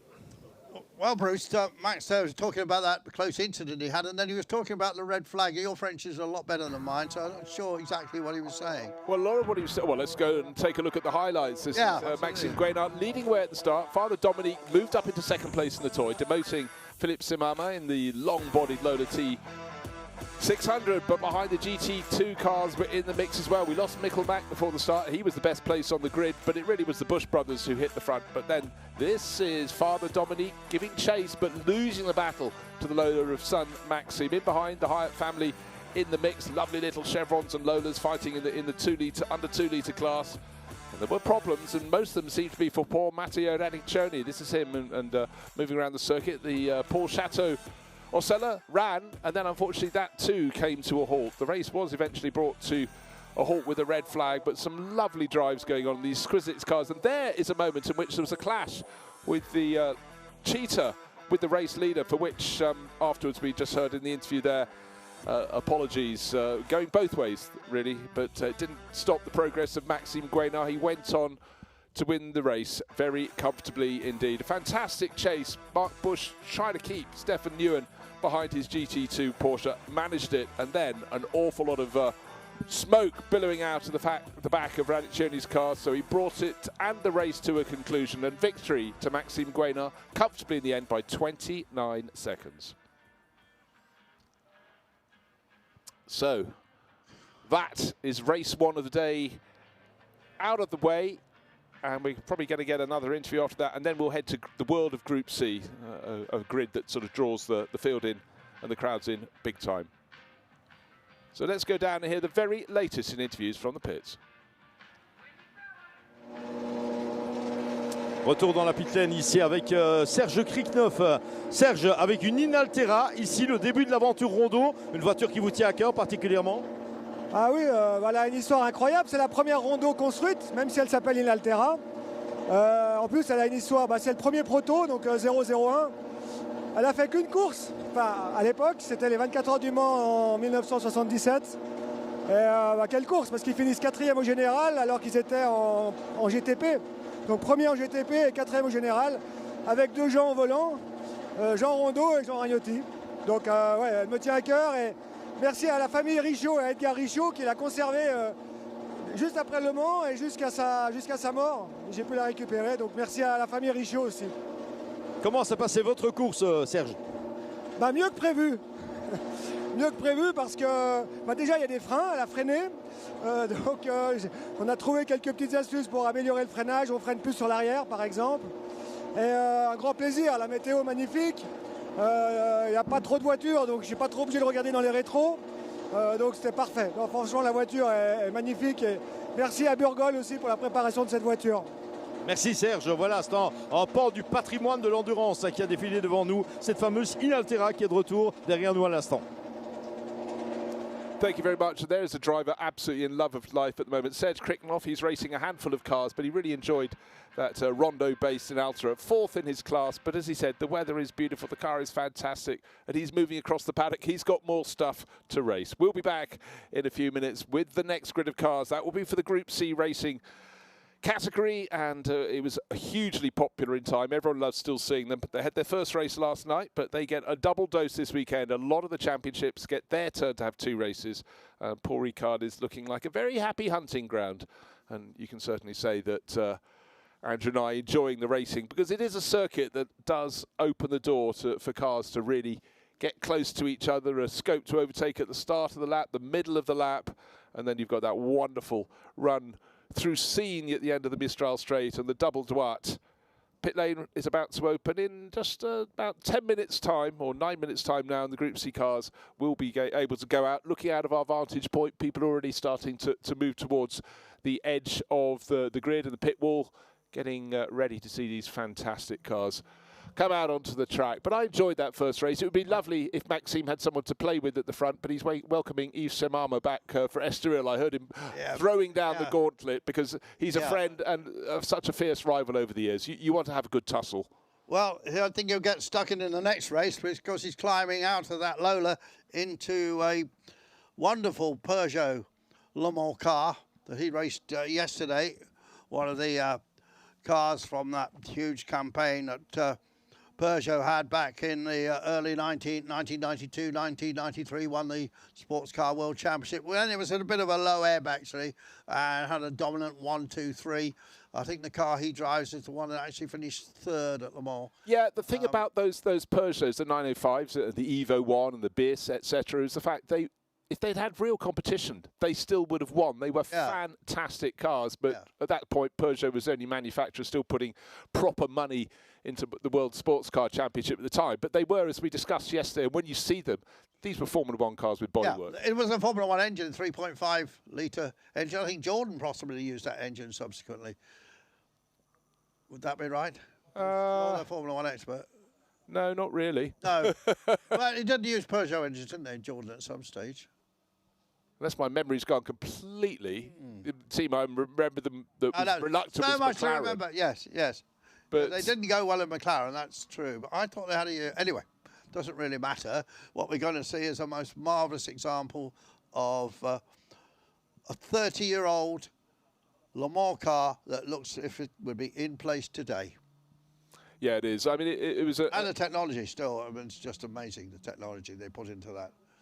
It was. And just to let you understand, when Group C racing was launched by the governing body, it was a real roll of the dice in the to save sports car racing, and they decided to have a fuel formula. And Porsche was sitting pretty with some fantastic cars, but they had to run at such a bated pace. Their great drivers of the period, Jackie Ickx, Derek Bell, absolutely hated it. Yeah, they did, didn't because they?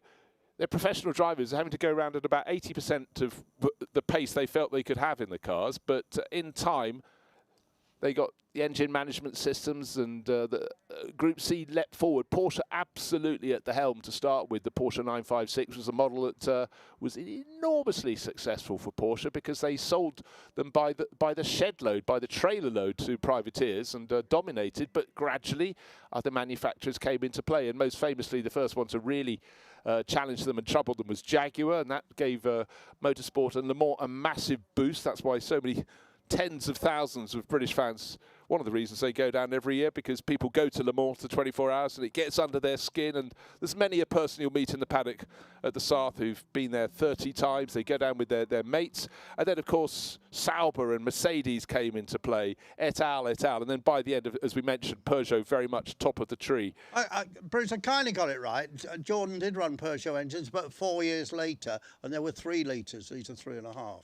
Okay, you were right. So just trying to think, because of course that was always the perpetual problem for Eddie and the Jordan team. What they needed a work engine still, and they had that Yamaha deal. And that didn't work. No, but at the time he was delighted because it meant they'd actually get some money in their bank account. But then, it became the struggle after that, of course, for Eddie, who we miss enormously. One of the great characters of motor racing. It was.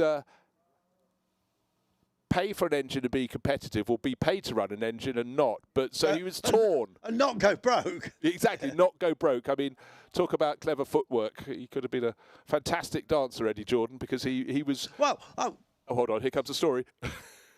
I saw Eddie Jordan when he was racing in Formula Ford. If he won a race, he did an Irish jig. Did you not know that? No, I didn't. Yeah, and I saw him do it at Aintree. A little Irish jig after he won the race.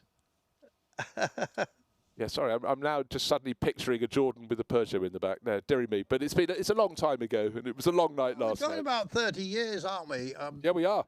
And so much racing and so many different categories. And that's the thing about doing... Think if we were over in Monza this weekend and we were commentating. We've only got to think about 20 cars that all look the same, have got different engines, and worrying about 20 drivers. We've got to tell you about 300 drivers and about 300 different race cars. And last weekend, my main race was 61 cars, 3 drivers each. Do the maths on that. Luckily, only 60 started. That's 180 drivers.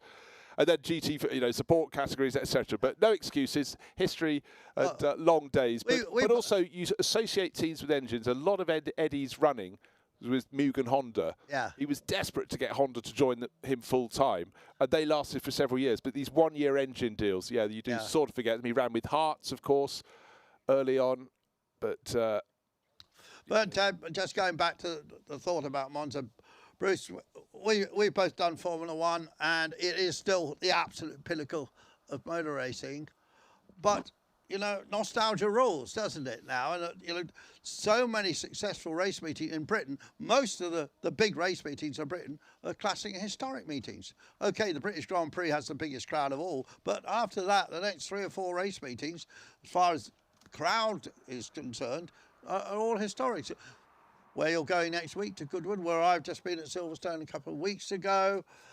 Even the Donington historic race gets a pretty good crowd. And there's no other form of motor. The British GT stroke F3 meeting certainly doesn't get the same sort of crowds as historics, and neither do the BTCC. Yeah, I mean, times keep on changing. I mean, the rise of historic racing is fantastic. Gives people a chance to educate the next generation of what we loved. And people love variety. They like to see different shapes. They like different sounds. We've got Formula 3 now. Every car's the same. Formula 2. Every car's the same. They're all built by the same people. They all look the same. They all sound the same.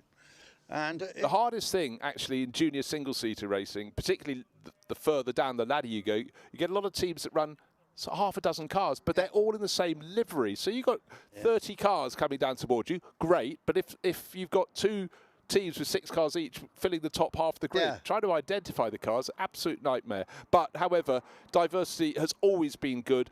And what I do love about, one of the many things I love about historic racing, you get a very good driver in a car that wasn't at the front end at the time, and they can take on other drivers in cars that were at the front end. So you do get this great mix. One of the classic examples of that is a guy that's just not racing this weekend, but has won here in the past, Martin O'Connell. And terrific driver in Formula 3, runs a lot of historic cars. A few years ago, the Monaco Historic, Mark Davis, who we've seen racing this weekend, he'd had an ATS, which was a copy of a Williams FW07. And in period, Gunther, what's he called? Schmidt ran that car on a shoestring, terrible old engines, not the right tyres, and the thing ran at the back of the field.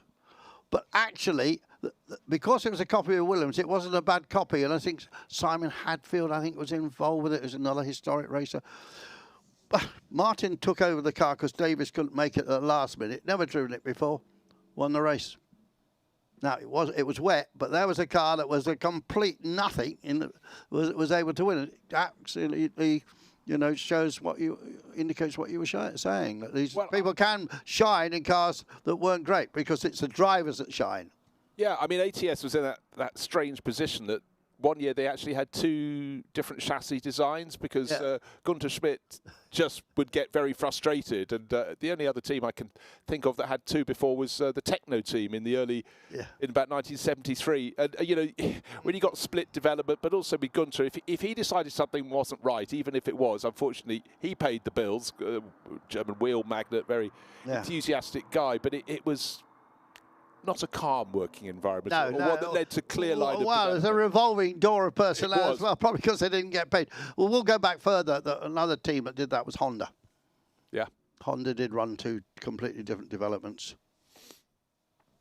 Yeah, and then they finally came good with the guiding hand of John Surtees with the Hondola, which was a Lola-based Honda. And he was saying, you've come in from the left field, and you've got some great ideas, but the ideas that we know work are these. But John, supreme on 2 wheels, world champion again on 4 wheels, but he was a man who had very clear focus. Very clear focus. And quite happy to sort of bruise a few egos to get what was required. But he put Ferrari back on track in the early 1960s. He did, and then walked away from it mid-season because he wasn't agreeing with the team manager.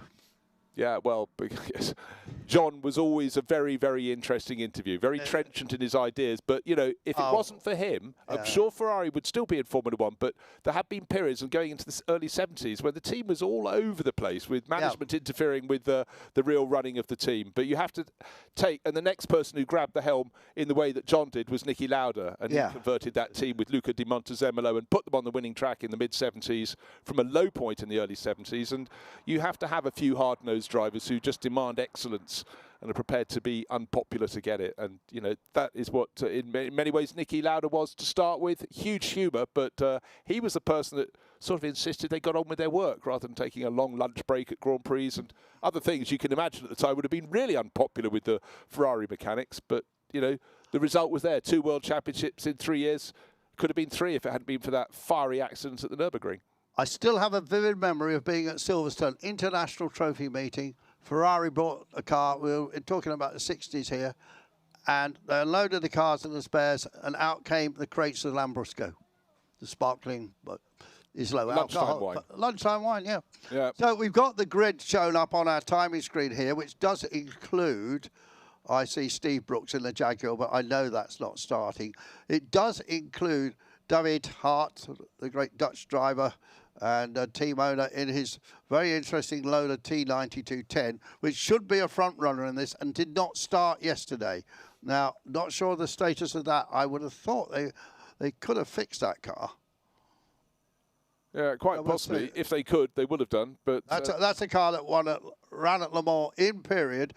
So we've got a Dutch driver, but it was then run by a Dutch team and built for a Dutch team. Yeah, it was Charles Volsman's team, and it looked great. And behind the Peugeots at the end of the World Sports Car Championships, the end of the Group C period, it was the next best thing. Some distance behind, but it was a very handy car. It was just the Peugeots were just magnificent. So we've got a very nice Porsche 962 here with Lucas Halusa, one of the 2 Lucas boys racing this weekend. And we've got the Maxine, we've got 2 905 1Bs, the Maxine Guelo car, the Mr. John of B car, and I think that was having gearbox problems and so on. What was the result yesterday? Gallon won, didn't he? Yeah, Olivier Gallon won the race. And Halusa was second. Oh, no, yes. No, Guenard was second, and Halusa was third. Yeah, that's right. It was and even Vercouter, Ralph Kellener's in their 962C, they were 4th. That was the Blaupunkt car. And Klaus Abelin still getting to grips with the Havilland-sponsored 962C. And only 6 finishers because Georges Caban and Charlie Burrachot in the March, the 85G, giving away years but not giving away horsepower. That was the last car to the finish. Big car club participation here, Bruce. Got a number of, quite a lot of British manufacturers here, but the French just love minis. There's lots of minis here. We were talking about it as we walked in, was it yesterday morning, wasn't it? They were scattered in a zone. There's an area full of Ford Mustangs, there's an area full of BMWs, and we saw this also particularly at the Spa Challenge, and then when we were at Dijon-Prenois, a really fantastic infield full of French cars, which got my memory banks fired up all over the place. So. Nothing's bigger than the Le Mans Classic, of course, for car clubs, but it's a good show here. Did we see Dodge Chargers, a group of Dodge Chargers? The clubs here, the Club Mini France, the Club Corvette Family France, Caterham's, Lotus, Ford, a Mustang group. Then there's a Pontiac Firebird group, the Pontiac Firebird Club of France. Would you like to be a member of that? Well, maybe not. And then lots of Porsches and the Cobra Club and the Triumph Club of France. They've got quite a few cars here as well. So, I think all these sideshows are fantastic, and certainly in the rare occasions we got out of the commentary box. Friday we had a chance to walk around pretty much all day, which is fantastic, but the car clubs largely were coming into place yesterday. But there was a really good buzz around the paddock, and it's just such a friendly environment that you could just see if you were here without an agenda of needing to watch every race, you could allow yourself to be distracted and go off down to there's a shopping arcade, all very elegant, and it's a thoroughly good day out, or you could spend the whole weekend here. But and then for the crews, hanging around here. It's the only time I've ever been to a circuit where a driver said, "Oh, I'd like to come and help you at that point, but I'm going to be sunbathing at the hotel." Oh. Of course, the big news from Peter Auto is a closer relationship with the ACO, and next year means that will have Le Mans Classic. So the Le Mans Classic is now going to be every year, but it's going to be split into Le Mans Heritage, which is next year's, I believe. Which That's 1923 to 1975. And then the following year will be the Le Mans Classic Legends. It will be 1976 all the way up to 2015, and that will include their new GT3 Revival series and another series that will be new for 2026, and that's Legends of Le Mans, and that will be dedicated to non-hybrid LMP1 cars 2006 to 2012, LMP2 2006 to 2015. There's bound to be a lot of Ligiers around for that, and GT 2011 to 2015. So it's a grid. It says in the blurb, in the press release, a grid tailored for enthusiasts of raw performance and legendary prototypes that are raced at the 24 hours of Le Mans, Daytona, ELMS and INIM. So I think both those categories are going to be very successful. GT3 Revival, of course, we've already got in the UK. We've had a few races with the MRL group, and they've been hugely successful. And the current GT3 cars that you were reporting on last week, Bruce, have a lot more gizmos than they had up, after 2013. We were talking to somebody, weren't we, telling us, Maxwell Lynn was telling us about the Audi R8. The earlier versions were much heavier, had glass windows, and they lightened the car a lot, more power, more traction control, everything. A way of explaining the progress from GT3 cars from 2006, the year that effectively the current class was created, the ones you're just talking about, to now, is that the GT4 cars, which is a far lower performance category, now are pretty much on the pace of the GT3 cars then, and the GT3 cars now have vaulted way, way clear, and it's a global formula now. Of course, it's the secondary category beneath the hypercars in the World Endurance Championship and GT World Challenge running in Europe, in Asia, in Australia and America, and other championships as well. And Peter Auto, with the SRO, the Stefan Rattel organisation that masterminded GT3, that is where we're going in terms of our championship for the earlier GT3 cars. And it's the news has been huge in historic racing, and some of the historic racing drivers are going, I raced those in period. Oh my gosh, I've become a historic driver rather than a driver in historic racing. But hey, we all get a little bit older as we go through the years. But effectively, in many ways, that the class you're talking about, the Legends of Le Mans, will slot in to the next time period behind the endurance racing legends, which is our sort of most modern grouping here under Peter Auto. But what I love is the fact that modern day GT racing was effectively created and re-enlivened by Patrick Peter, of course, of Peter Auto, and Stefan Rattel under the BPR label back quite a while ago now. But this is the fruit of their production. And the third member of that, of course, was Jürgen Barth. Indeed. So this race should have started 5 minutes ago, Bruce. Well, I tell you what. I think a big clean-up's going. Well, there is, and people with a bucket of quick dry and a trolley have just passed us, and we're towards pit exit. And I think, unfortunately, Matteo Radiccioni, he's been asked to go to race control immediately. I think that, remember we were discussing, was his car bodywork rubber, was it engine failure? He's had an oil leak the whole way round the circuit, and that is why we had the previous race red flagged, and it's been a big clean-up operation, and I'm afraid he's probably got a bit of apologising to do. We've just had a change on the screen, but of course it said pit lane will open at 10:20, and now it says 10:25 TBC, which is French for to be confirmed. It is. At first it said 10:15, then 10:20, now 10:25, and the marshals are working absolutely flat out. But you talked about the sheer length of the Mistral Straight. That's a long walk for someone to go up there with a bucket of quick dry to spread it on the circuit. This is where, of course, if you don't know what quick dry is, it's something goes in to basically suck up the oil that's been dropped and absorb it, and then it will be when cars then go over the quick dry powder, it just dissipates it, and that's the slipperiness largely dissipated. I'm not sure if you mentioned this. So you mentioned about the driver of the 78 car that spread all that oil. He's now been asked to go to race control. Yeah, yeah. So you know, we did see his car eventually pulled off at the side of the circuit, but I'm afraid the damage was done. It had been smoking for a couple of laps, I'd suggest, before whatever was going pop finally did. He might not get an entry at the Le Mans Classic next year.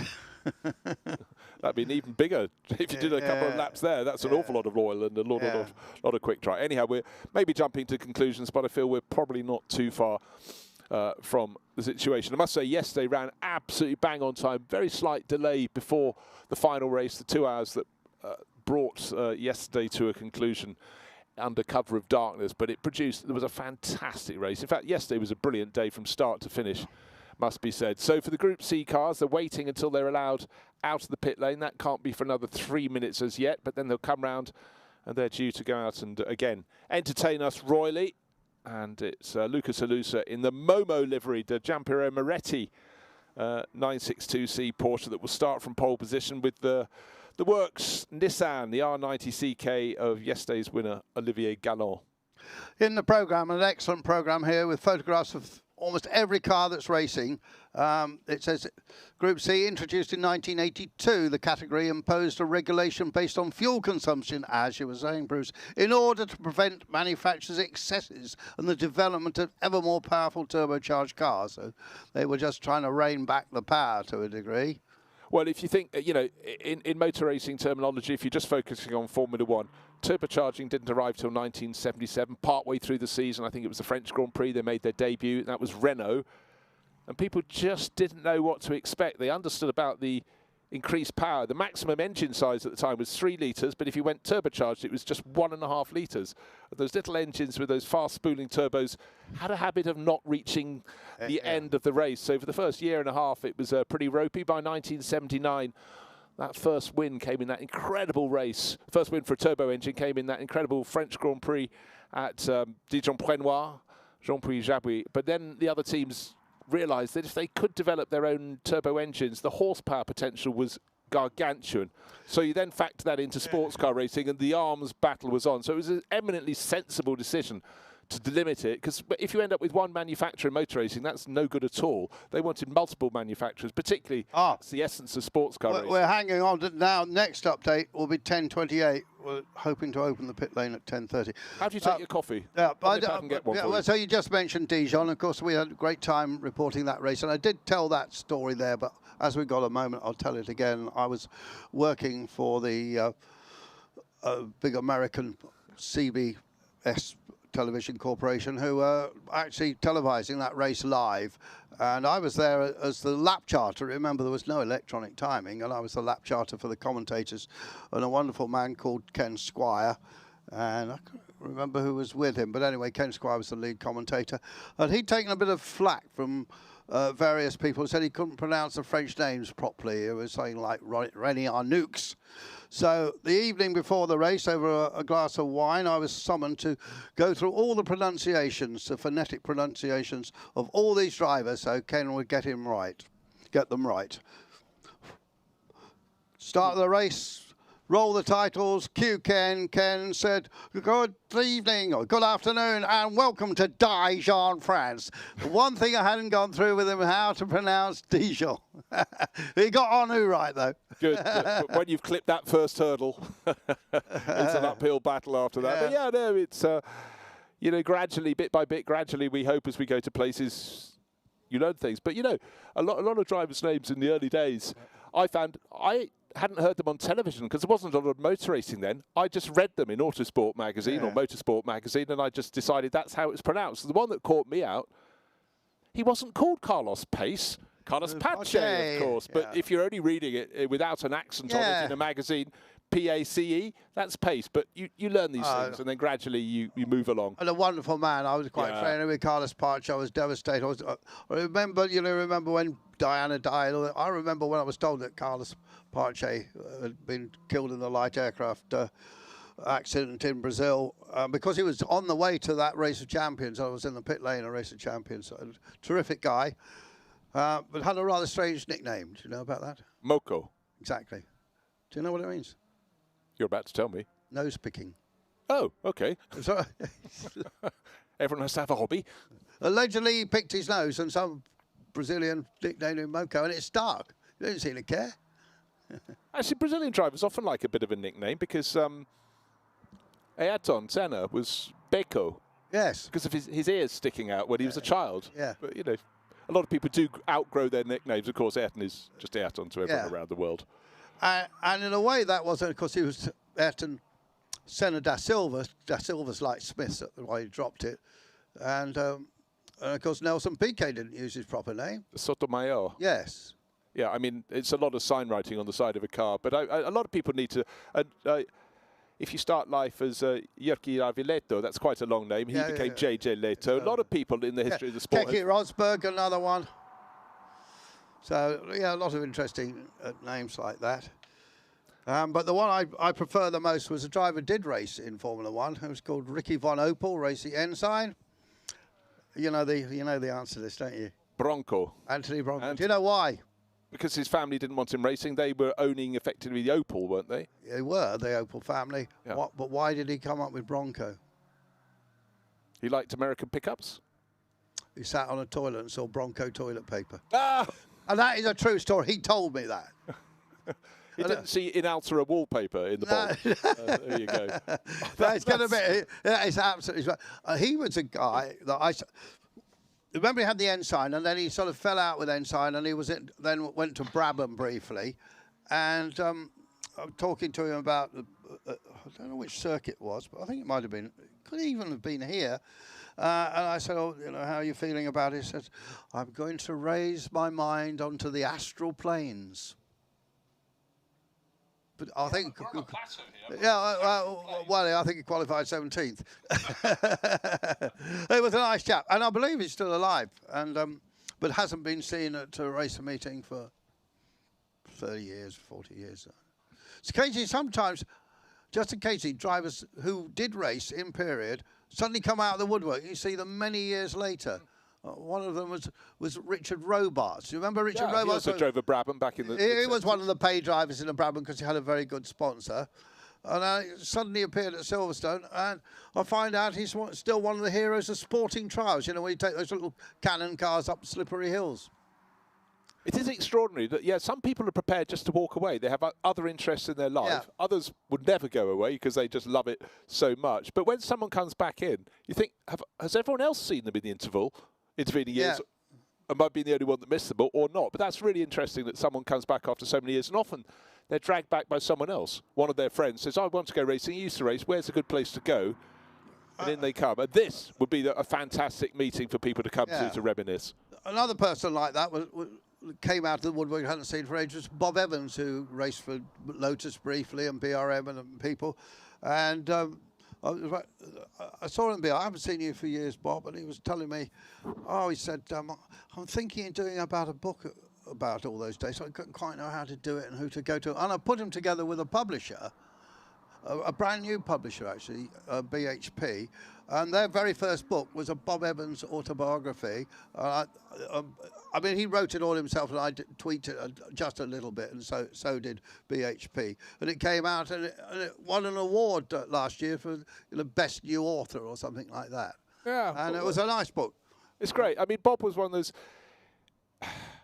people who just seemed to be with the wrong team at the wrong time. Was, I'm a BRM driver. Well, he was a BRM driver at entirely the wrong time. He was with Lotus when it was floundering around, with the Lotus 72 really at the end of its life, and the 76 being rubbish. And of course, he was European Formula 5000 champion. He was a good runner, was Bob, and anyway, so sort of reignited his interest a bit. So right, the pit lane has opened, Hooray! And the flashing light says slippery surface flag, every turn. Wow, that tells a story, doesn't it? Oil the entire way around the circuit. So having had a meeting that ran supremely yesterday, at the very first offering this morning, unfortunately, one driver's left a trail of oil around the circuit. That has been cleared up.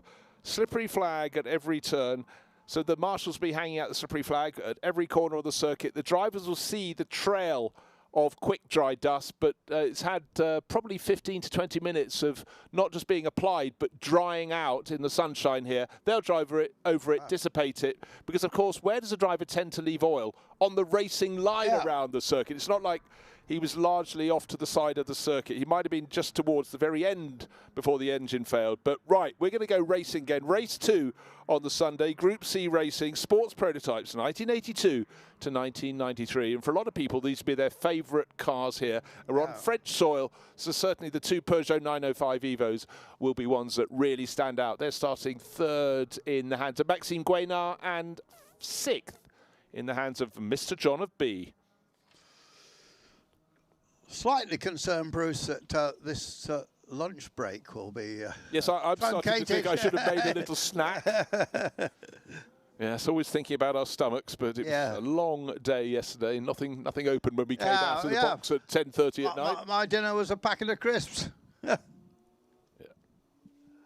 So the engine notes ringing out around the circuit. That is good news indeed, and let's hope we can have some charging drives. If David Hart is starting at the back of the grid, he set a time that would have been competitive enough to put him, I'm just having a quick look, good for 5th place on the grid. So there's a competitive time. The fastest time was set by the Lucas Halusa-driven Porsche 962C. That's a car from 1992. Alongside him, Olivier Gallon, the 1990 Nissan R90 CK. Then the better place, the 2 Peugeots. It's quick company around there. Fastest lap in qualifying, 1 minute 49. And that Hart of which the Lola of which we've been speaking, David and Olivier Hart, started by David, about 3 seconds slower. You look back in the Hart history, David had been racing a very long time. He had been racing the best part of 30 years and being a major player in historic racing for almost 20. Yeah. He must have a pretty big trophy cabinet, but he's probably got a big warehouse he built to put them in. Just for the trophies. He's got a huge warehouse with his cars. Yeah. And he's got a lot of cars. Now, when we were walking around the paddock on Friday, we got to meet a driver called Wolf Zweifler, and a peculiar, extraordinary figure has come up. There's a little bit of blurring. I'll give you the figure. It was 170. Now, the question is, was that he has owned 170 different racing cars or 170 different cars? We do not know. But either way, he's prolific. And he wants to get to 200. That's Martin O'Connell told me this. But he was a lovely man, and actually had a pretty good race last night. Yeah. Absolutely so. Right, so 45 minutes for this race, and the cars, that means they haven't had any time chopped off their race distance, so that might have been chopped out of our lunchtime, alas, Andrew. Have to nip down to the paddock to get a galette or something rather than sitting down in the sort of restaurant with lovely napkins overlooking the circuit. Yes. Right, the Group C racing, the grid is beginning to form. The first few cars coming through, looks like it's one of the Peugeots coming up to 3rd or 6th on the grid, but we've got a Porsche 962C on pole position, Lucas Halusa, and let's see what he can get up to. He was 3rd yesterday. That's what they call a proper one, that's built with a Porsche chassis with aluminium. But the other 2 cars are both interesting, because one is a carbon fibre chassis built by the Dower organisation, and there's another car built by Richard Lloyd Racing. In fact, we're getting to see it. This is a car that didn't get to race yesterday. We were looking for Philip Kadori having a decent run in that, but for whatever reason, didn't get to start. So, you know, sometimes drivers are actually in almost consecutive races because they want to race lots of cars. Other times there's something untoward, sometimes on the formation lap. I think I've seen the Philip Kadori car there. Yeah, no, indeed. That's what I just saw it coming to the grid. Philip, who's the CEO, following in his father's footsteps of the Peninsula Hotel Group, based in Hong Kong, and had a very good start to this race. He had a very nice victory when he nipped his Ferrari past at the last minute yesterday. Yeah, he did. He'll get a chance to race that again today. It was a really good Ferrari versus Porsche GT battle. But this is Group C. These are the full prototypes on the left-hand side of the screen now. The Nissan that is starting on the front row. That'd be Olivier Gallon. That's the R90 CK. car that a lot of these cars, you look at the body shape, you can see they've got doors that flip up for drivers to get in, but the Nissan is one you need to have really long legs so you can sort of vault over the great big pontoons at the side of the car to get yourself comfortable. And that's the number 83 Nissan we're talking about from 1990. So all the drivers have got round this far. They'll have seen the trail of oil that's been cleaned up, and they know it's on the racing line. They want to get as close to it as possible. You can drive over it, but they might, for the first lap or so, stay off it just to be on the safe side, one would feel. So conditions, it's start of September, the spike of heat that came back just a few weeks ago down to the south of France, Spain and Portugal and Greece, and Italy, of course, in between, has drifted away. And now these are really, really comfortable temperatures, shirt sleeve weather, 25 degrees, probably about going to be the high today. So that's really very, very, oh, it's tip-top perfect weather. I've got a sort of relevant question for you here. We were talking to Olivier Galland yesterday at lunch, and we ascertained that him and his father are in the cosmetics industry. Which famous Group C racer that owns a Group C car was also in the same industry? Ah, caught you out, Bruce. Kenny Atchison. When Kenny Atchison stopped racing, he set up a cosmetics business, mainly soap and luxury soap, which he branded for sort of the big names. And he sold that business a few years ago, and he does own a Sauber that he raced. And of course, he went up the hill last year, Goodwood in it. Before the cosmetic company, I had an idea that he owned a company selling Italian tiles. I could be wrong. I make no, I'm pretty sure he went with his wife straight into cosmetics. I know he did terribly well. Sorry, I was sending someone a message there. Oh, okay, sorry. It was a little order combat, as you say. But there's a strange connection there. But here we see the Cadorian Porsche in its Japanese livery, with the word Italia on it, but with a Y. With a Y. I'm not quite sure the history of that. I remember seeing it race in those colours, but quite who that team was, I'm not sure.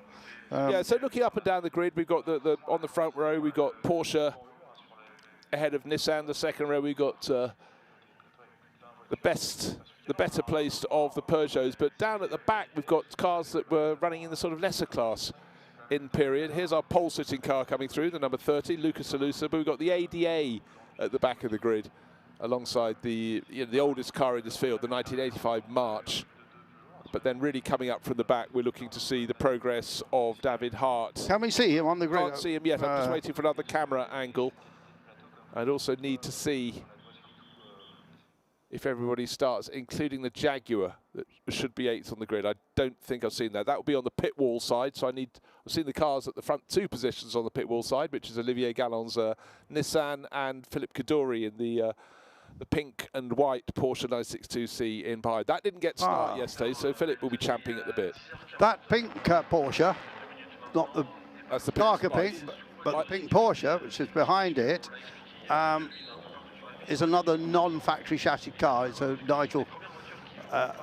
Nigel Stroud designed one, but it's had some very famous drivers in it, including Damon Hill raced that car with Stefan Ascar and David Hobbs. One of the last races David did, I did David's autobiography, and one of the stories he told me when he was racing that car at Le Mans, I mean, he was into his 40s by then, and he realised his eyesight wasn't quite what it was to actually focus on the instruments. He had to push himself back in the seat. There comes a sign. Now, unfortunately, we're missing the third place car on the grid, Maxime Guénard, who just won the previous race. His Peugeot isn't there, and likewise the car that wasn't sure would make it to the grid is Steve Brooks's Jaguar. Well, we knew that. He said that wasn't likely to start. We sort of crossed our fingers. That was the one its engine blew. And I need to see if David Hart is going to make a pit lane start or if he's at the very back of the grid. I haven't seen his Lola, number 44, as yet. But 45 minutes of racing, and the race will start behind the safety car. You can see the flashing SC light up on the starting gantry. So the field moving around. So any second now, the clock will start counting down from 45 minutes. Just looking all the way back up. That quick dry dust is being blasted off the racing line. So all the drivers starting on the pit wall side have cleared it off a bit. No, that Lola isn't at the back of the grid. The last car in the line is the AD, and I'm afraid the Hart family car is probably tucked away in the garage because it doesn't appear to be sitting at pit exit to come and join them. So the field a little bit depleted, but up front it's going to be a really interesting battle because Olivier Galant and his Nissan looked very, very positive yesterday. Lucas Alusa, who came home third, is starting from pole. So a little reshaping of the order. Amber Kadori could be right in there with this car. Just Googling it, not from my memory, but it was the last ever Porsche 962 in period to get on a podium. Whoa, well done. Yeah. Well done, AI. Yeah, well, Google's really AI, isn't it, I suppose? Yeah, to an extent. So we've got the different classes. We've got on pole, Lucas Alusa's car. He's C3A, and the next class, C1A, is the two cars that come next. So they're slightly older. They're from 1990. The Nissan of Olivier Galant and the aforementioned Philippe Gadori-driven Porsche 962C. And then towards the back, we've got the C2 class. As I mentioned, ADA, the team from out towards Heathrow.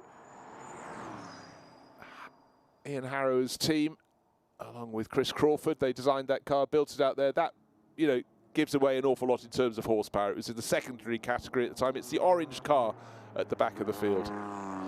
And just carrying on that theme, the Momo car that we see there, no, sorry, the Ivan Vakuri car, I think. Vakutier, the yeah, white I think one. was the last ever car to win, 962 to win.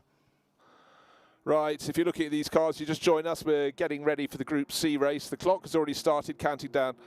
It was a safety car start, and that was a chance for the drivers to be given another look at where a whole trail of oil was laid around the entire circuit. As the cars were coming into shot, going up towards Senior, the fast corner at the end of Mistral Straight, you could still see the cloud of sort of rather orangey, sandy-coloured dust being kicked up. That was the quick dry slick being removed, or the quick dry that dried up the slick being blasted off by the cars. At the very end of the lap, it doesn't look so bad, but here we go. So on pole position, Lucas Alusa, behind him Olivier Galant, so it's Porsche ahead of Nissan, and then making it a second Porsche in the top three is the pink and white car with Philippe Gadori at the wheel. Even Vercuter, the white car with the blue flanks in the Blaupunkt cover colours, will be starting in fourth place now because we'd lost one of the Peugeots before the start. So that means just Mr. John B will wave the flag for Peugeot. There he is, a little back of the pack with a pink spice tucked in behind. That's Marc Devis. But Ivan Vercuter from Luxembourg will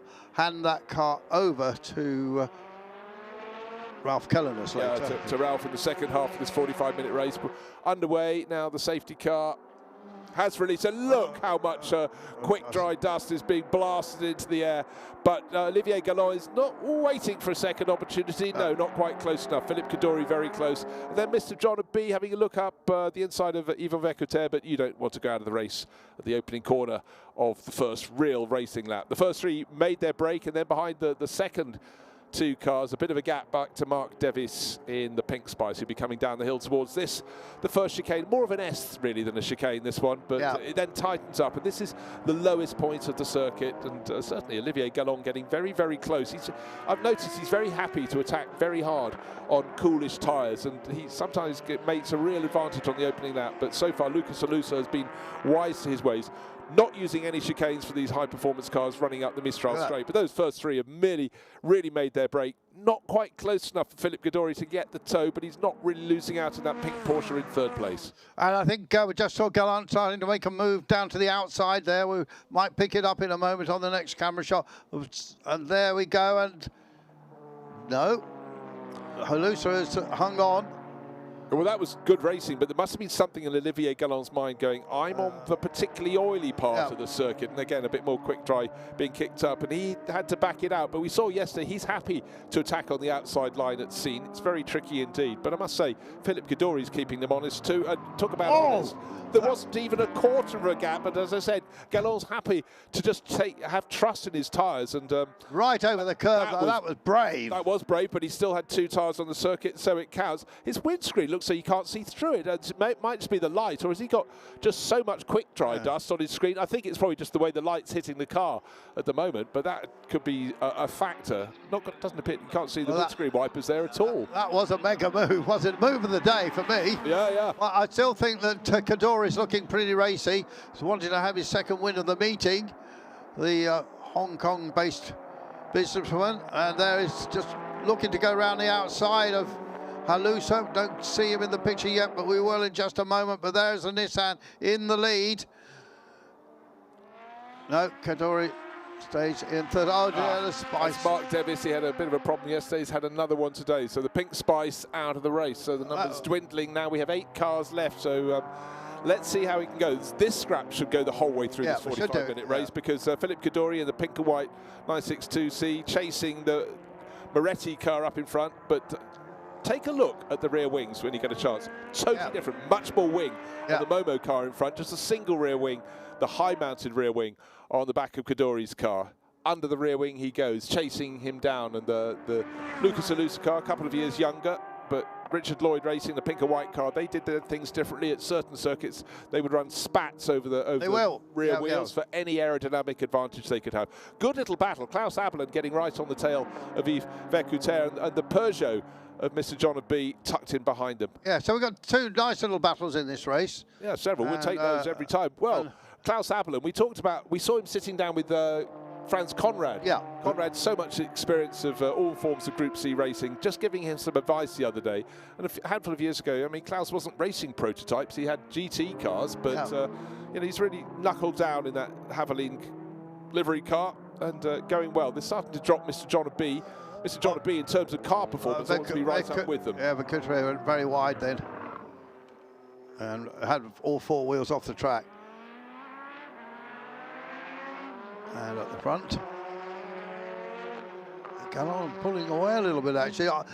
I assume, which is of course the mother of all cock-ups assuming things, I assume that the Nissan has got a bit more power than those 962. Yeah, you'd think so. Certainly, the I think it's how much they crank that turbo up famously, of course.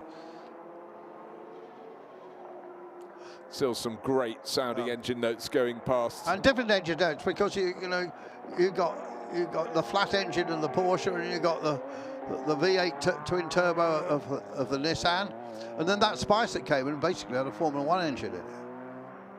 Yeah, for sure. And then the great grumbling March, the 85G, Georges Caban running around in 7th place in his. Right, battle first to second. It's really going out in favour of Olivier Gallon. I thought their pace would be fairly similar, but it was just the boldness of Gallon that got him into the lead with that run through a tiny gap, but he's 2 and a bit seconds clear. And now Lucas Alusa's lost out to Philip Kadori. Kadori is the driver giving chase.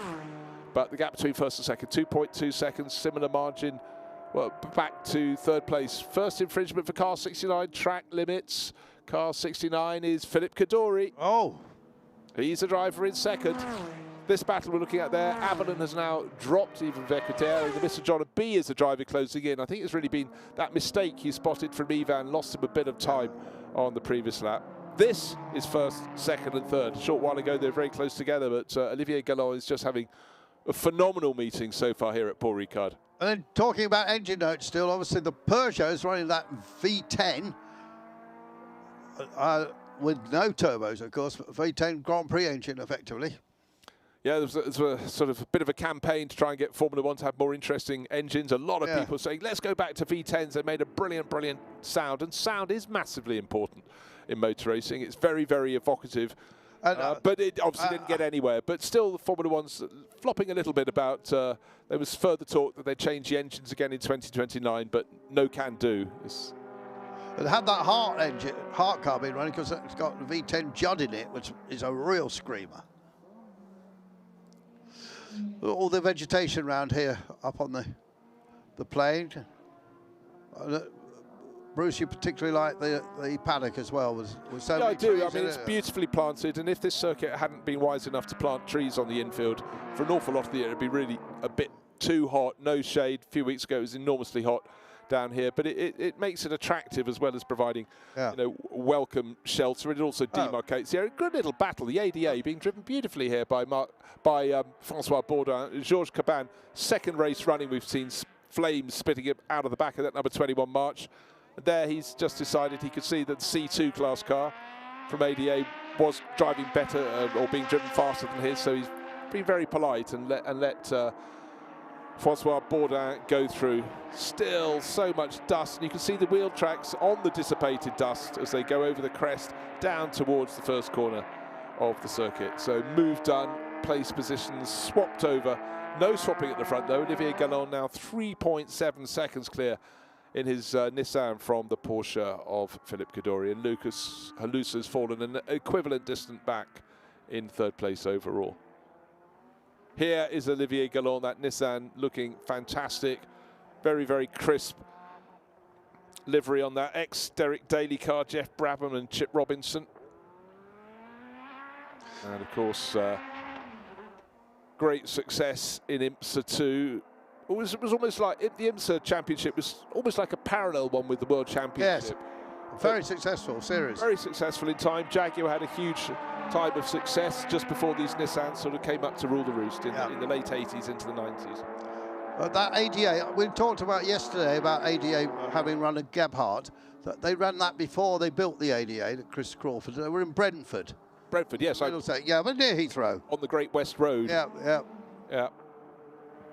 I do remember in my very early days as a journalist going up to see them, and I was taken with the sports car they had there, but it wasn't anything enormously special. But they had a couple of Formula One cars, still with the rondelles from where they'd raced in the Argentinian Grand Prix. They'd been left out, the YPF lighting on the outside, and we're taking a look, and they were saying, look at this tank and the bag tank. It was like autumn leaves. It had disintegrated, been left at the side of the circuit, and they'd stored in a very hot garage for years, and it was an early Tyrrell sitting there. Yeah, Chris, bit of history. Chris went on to do a lot of engineering for Nissan Motorsport.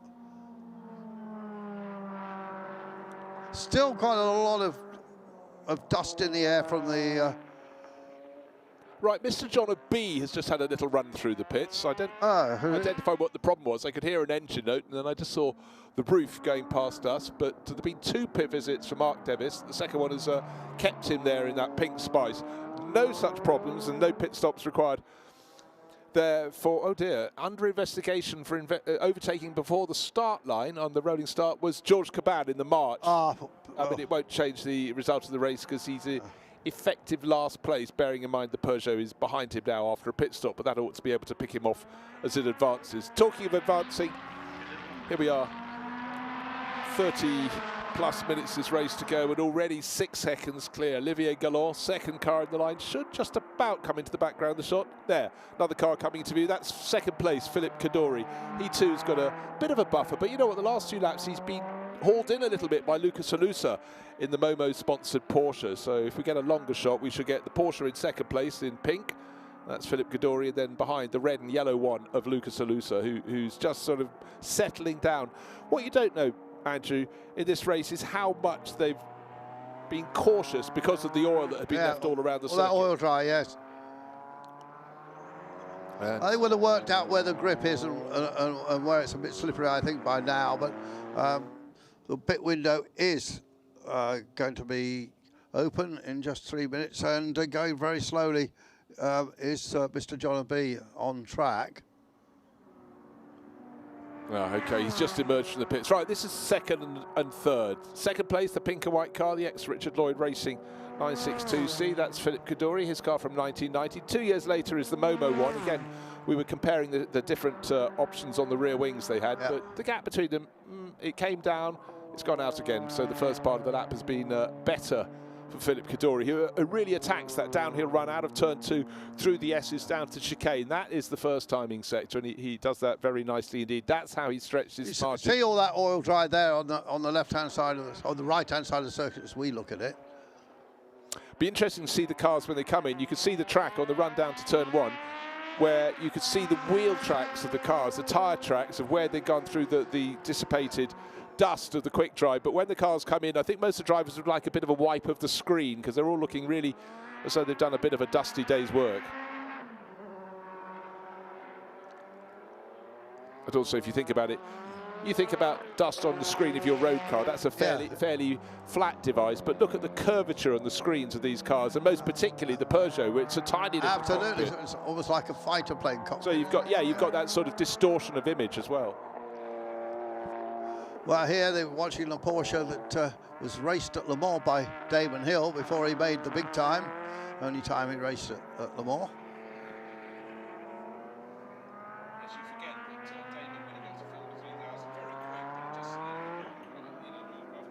Yeah. But you know, he was fighting, got to Formula 1, you know, almost, well, a circuitous route. Boy, did he make it stick. Did he do his family proud. We talked about books earlier. Absolutely recommend anybody to have the Damon Hill autobiography in their library. A terrific read.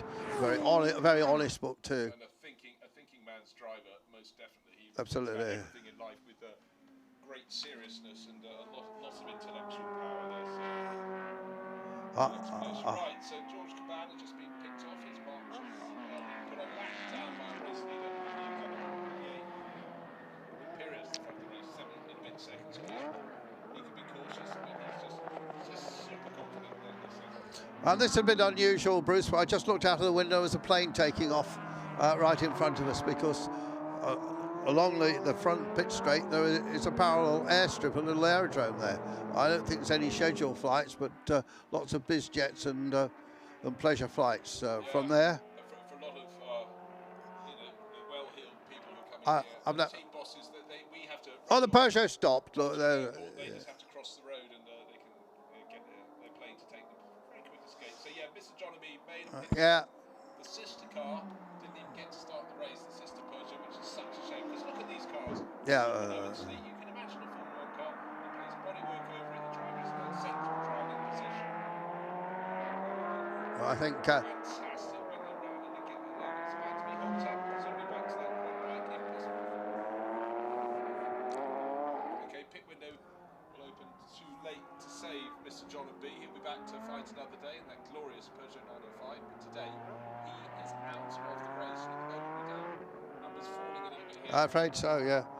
However, Olivier Gallon will take the hat off to him, driving really well. Best part of 10 seconds clear now from Philippe Cadore. And having had Lucas Oil's had a couple of good laps, he's had a rather slower one, so he's falling away in third place in the Mono liveried Porsche 162C. There's that march. I think that was one of the very first racing cars that was designed by Adrian Newey. He's certainly been involved in some of those very early March sports cars. I'm not sure if this was. In fact, he had a really broad education. He was doing IndyCar stuff, he was doing sports cars, and I'm sure just working in those different environments just encourages his brain to think about things really differently. But prodigious success that Adrian Newey has had. He's paid far more than the drivers out there. Yeah. Success, but it's definitely 2 or 3 steps towards it. His designs for more world titles than any other designer, and it doesn't seem to have taken his foot off the throttle 1 iota. That oil dry has definitely slowed the circuit, Bruce. In yesterday, Gallant's best lap. 1:51.5792, and now he's doing 1:55. Yeah. Into the pits comes Philippe Cadore. He was coming out of second place. He was just under 10 seconds down. Meanwhile, the pit window will close in 8 and a bit minutes, so Olivier Gallon very happy to continue.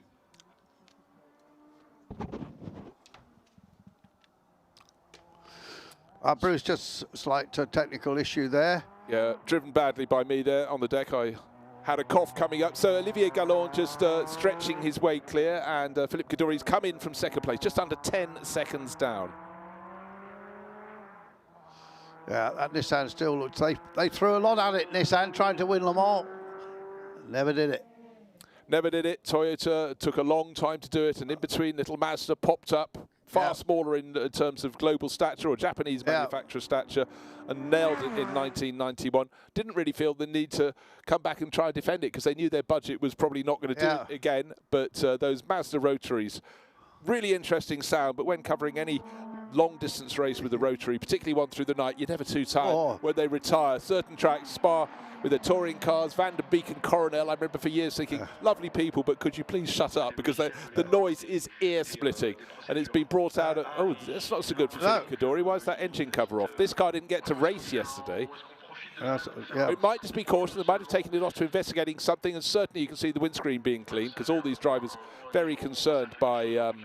going back on, isn't it? Yeah, the quick dry that was required. The race start delayed. Unfortunately, one of the first race of the day, someone left a trail of oil the entire way around the circuit. Absolutely the right thing to do. That race was red flagged to avoid incident, and then a delay to the start to this one. But Olivier Galland making light work of it. He'll be coming to the pit sometime soon. He's another just under 7 minutes to call. He's under no pressure in this race because he's, as I said, 10 seconds or so clear of Philippe Kaddouri before the pit stops, and there's reason why he can't continue to do the same afterwards. Also, when Toyota failed to win, they had some fantastic cars as well. You know, they came very close to winning on a number of occasions, but didn't quite make it. With drivers from Terry Boutsen crashing. Was it called the TS01 Martin Brundle race for them? That was a sort of thinly disguised Formula One car. So currently, Abelin is in second place, but everything will be squidged around when they have all completed their pit stop. The Kaddouri car, they did take the rear deck off, but they put it back on again. The British team there that are running it.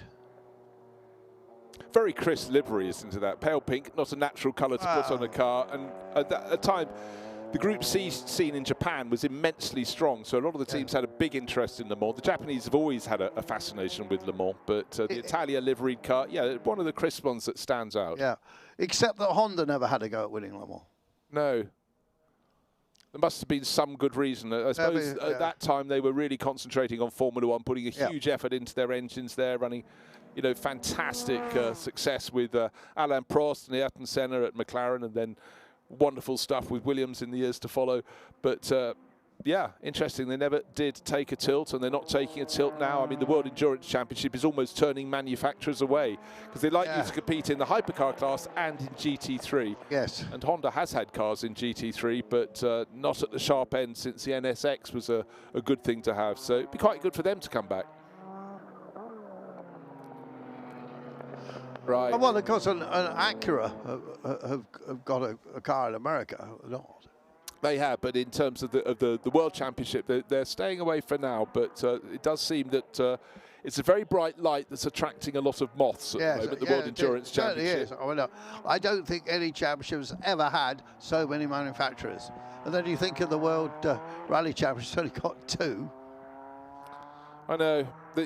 Motorsport goes up and down, the popularity of certain days, but to my mind, the World Rally Championship, you know, they're much shorter events now. They don't have the endurance element that really was part of it. You think of the great rallies running through the nights and so on and so forth. But anyhow, maybe there isn't the scope for that anymore. But is there any scope for anybody beating Olivier Galland? He's just looking supreme in this race. I think very little. Very attacking in the opening couple of laps, got into the lead, but then has been super clean and very happy to push early on. And not stressing the car, as we say, is 3 seconds slower than he was yesterday. Part of that is all the oil dry on the circuit, but I think also is not having to push, is he? Because he knows he's got this massive lead.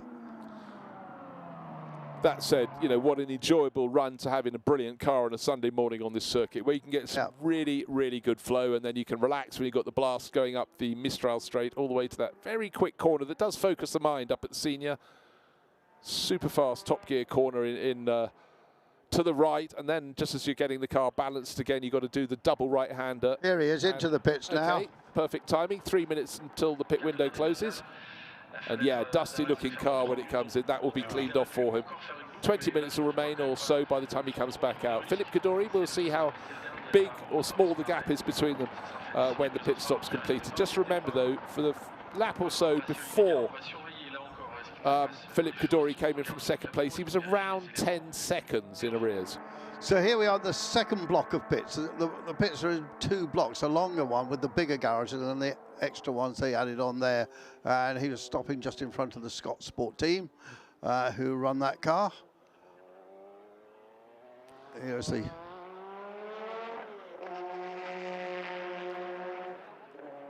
Right, just waiting to see the respective fastest laps when they come back out. You're quite right, with the oil that was put down on the circuit before they went out in this race, the lap speed in this race relative to the pace at which the drivers qualified is considerably slower. Pole time for Lucas Alusa, 1 minute 49.3.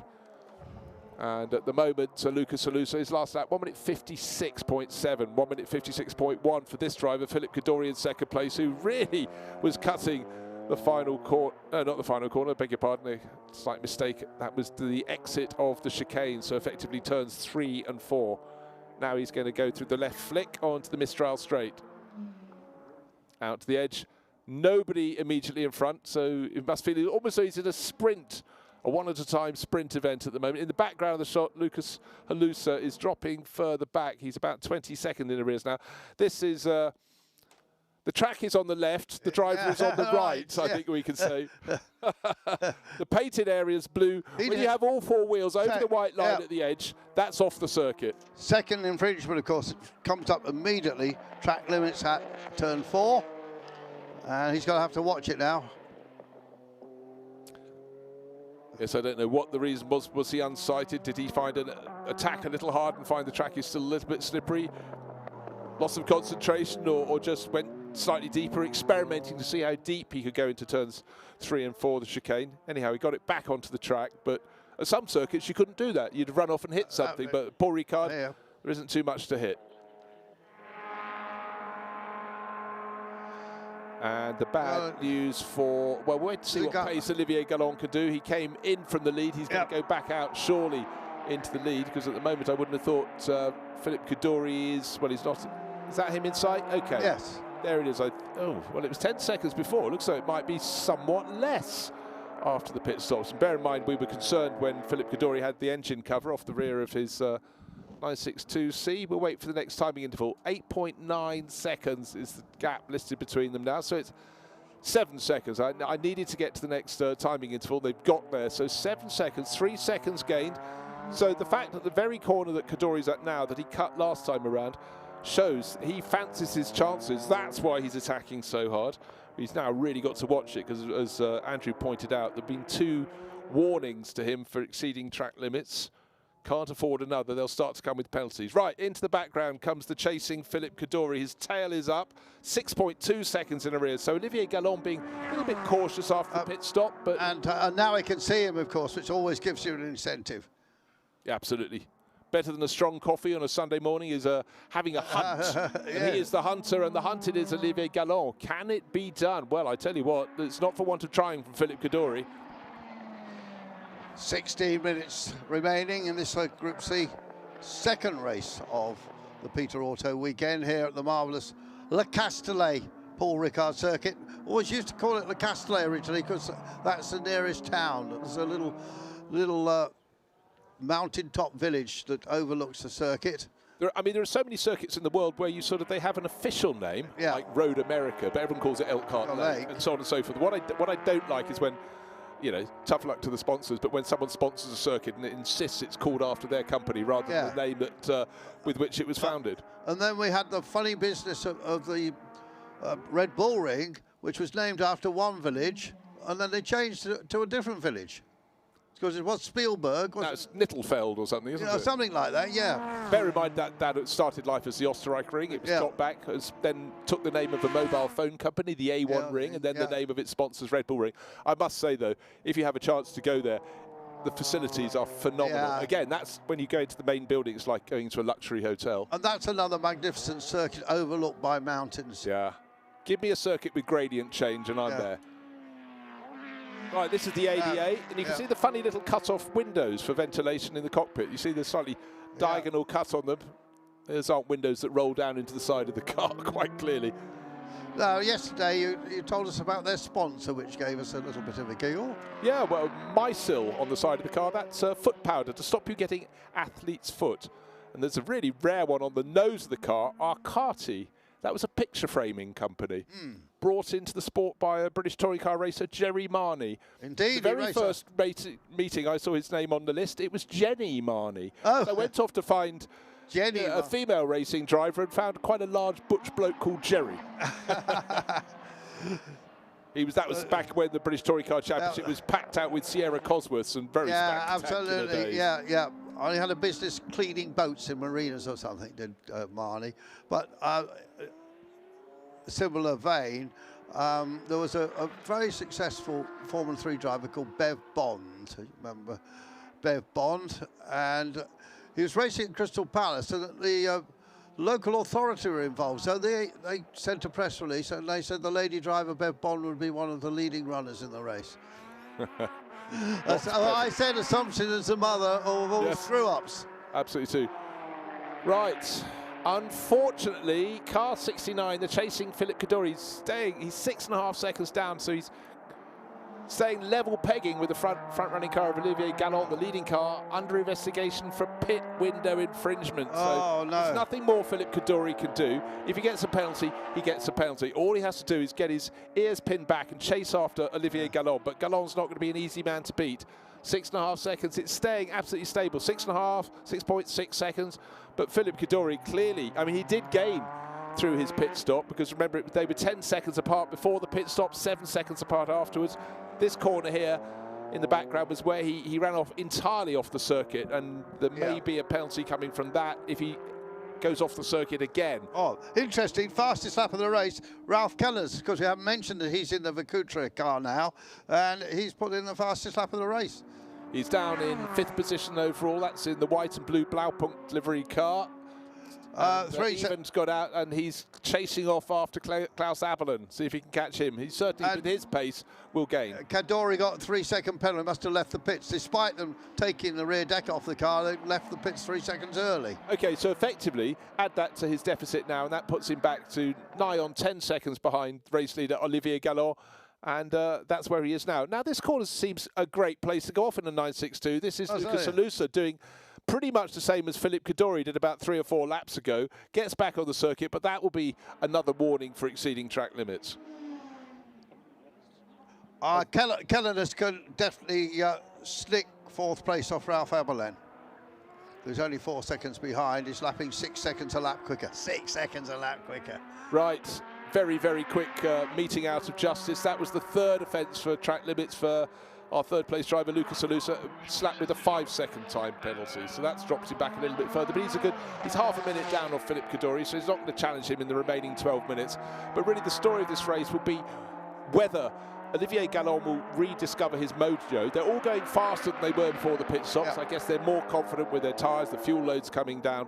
But also just more confident with that slippery area where there was oil on track before the start of their race. If there'd been more cars in this race, they'd have dried it out sooner, of course. More cars going over the quick dry dust. Right, now, this is an opportunity, not for the driver we're looking at now in the Nissan, our race leader, Olivier Galland, but the driver giving chase. He's fallen 8 seconds back, but Philip Kaddouri hasn't had his car delayed by the march and maybe can catch it on the straight, maybe not. But that's always the thing when you're in a fight with someone else. It's how you handle the people you're putting a lap on, how much they delay you. Into the background of the shot, here comes Philip Kaddouri. He's got clear line of sight. And he still has that Nissan in his sights, of course. He does. It's an 8-second gap, but he can see him there. But the truth of the timing screen is the truth of this race, is that now that Olivier Galland has settled down again after his one and only pit stop that's planned in this race, the mandatory pit stop, he's picking up the pace. Last lap he gained 2/3 of a second on Philip Kaddouri. But Kellenis is the fastest man out there. He's lapping in 1:52, just under the fastest lap of the race, 1:52.231. And he's chasing after. He's going to pass Abelin on this lap, actually. We might just pick it up, but... Job done. Kellenis up into 4th place. Didn't quite pick it up, but we'll see The white and blue Porsche pulling clear. Well, that's the result. That's the result. There we go. So the black Porsche with the Havilene sponsorship, that's Klaus Abelin, that's car 00, but already having got past the white and blue Blaupunkt livery car with that orange band under the nose, rocketing clear up the Mistral straight. That's Ralph Kellerner's.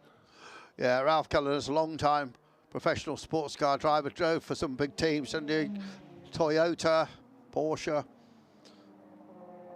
some others, I think. Yeah, but it's also when you have a driver who's travelled through the span of sports car racing, they'll have raced normally aspirated cars, turbocharged cars, and we were talking to various drivers coming in, and one thing they say, when they get reunited with the car, from our perspective as commentators, you imagine them just, yeah, okay, I remember how the cockpit feels, is it cramped here, how the dials go. Almost uniformly, they say one of the weirdest things, they remember the particular smell of the car. But I've heard that quite a lot so far this year and in recent years, and it's not something you think of because we don't understand what the smell of the car is. It might be the smell of fuel or the smell of the glue that's used to, get your seats positioned and many other elements, or probably the smell of burning electrical units. But come what may, it seems to be an answer that people come up with. But it must be lovely to hop back into a car you raced in, period. He in 1998 and 1999, he raced that fabulous Toyota GT1, it was called. That was the one I was mentioning earlier. It was virtually a Grand Prix car. And first year, he raced with Boutsen and at Lees. And I think that was a car that could have won the race, if I remember, and Boutsen crashed it. And in '99, he shared with Boutsen and Alan McNish. Or was that the year Boutsen crashed? He crashed in one of those 2 years anyway. So he had about 8 or 9 Le Mans, and he got a podium with Freisinger, with Stefan Ortelli and Romain Dumas in 2004. He was third. I saw Stefan Ortelli here yesterday. Yeah, he's popping up at a lot of meetings that I've been at this year. He's sort of managing other drivers and things now. Right, the chase is really on for third place. Here comes our race leader, Olivier Galland. 8 and a bit minutes remain in this race. He has now stretched his advantage to 11 seconds. So he's gained 2 seconds on the last lap from Philippe Kaddouri, 2.5 on the last lap as Philippe comes through. So he's not only had the time penalty, maybe that message has got through to him and it's made the driver from Hong Kong a little dispirited, but also maybe we're just seeing the pace of Olivier Galland just adjusting and advancing. But I'm just wondering if we might have a change for third place. Will Lucas Alusa hang on?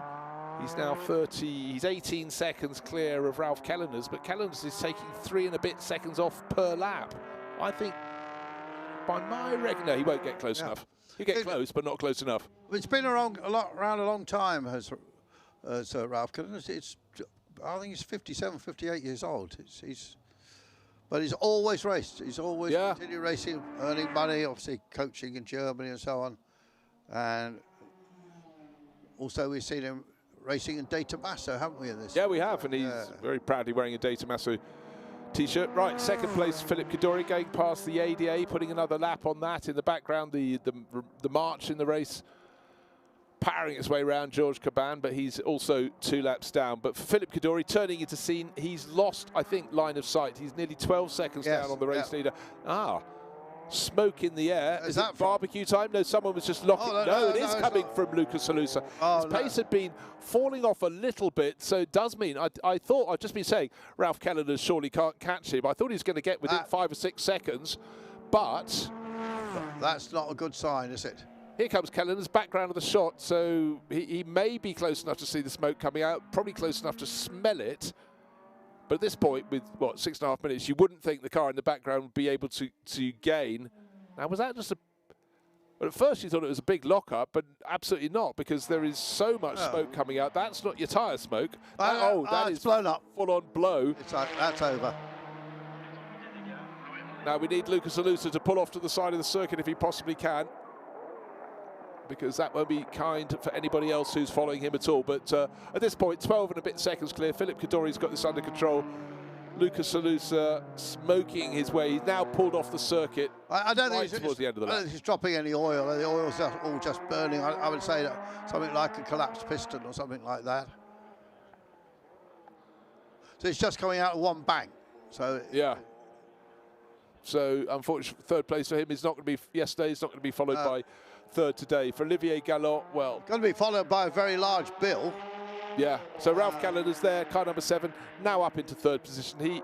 He would have spotted the smoke cloud billowing up ahead, then suddenly seen Lucas Alusa just pulling off. Possibly didn't actually see him pull off. Lucas Alusa might have just got in behind the pit entry wall before he came by, but up into third place. So that is his, but there's no way he's gaining another 44 seconds to catch up with Philippe Kaddouri. So Philippe safe in second place, but certainly safe in the lead of the race is Olivier Gallon.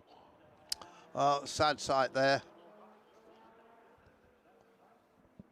Marshall's very quickly into position. It may well be, well, in fact, I tell you what, very clever.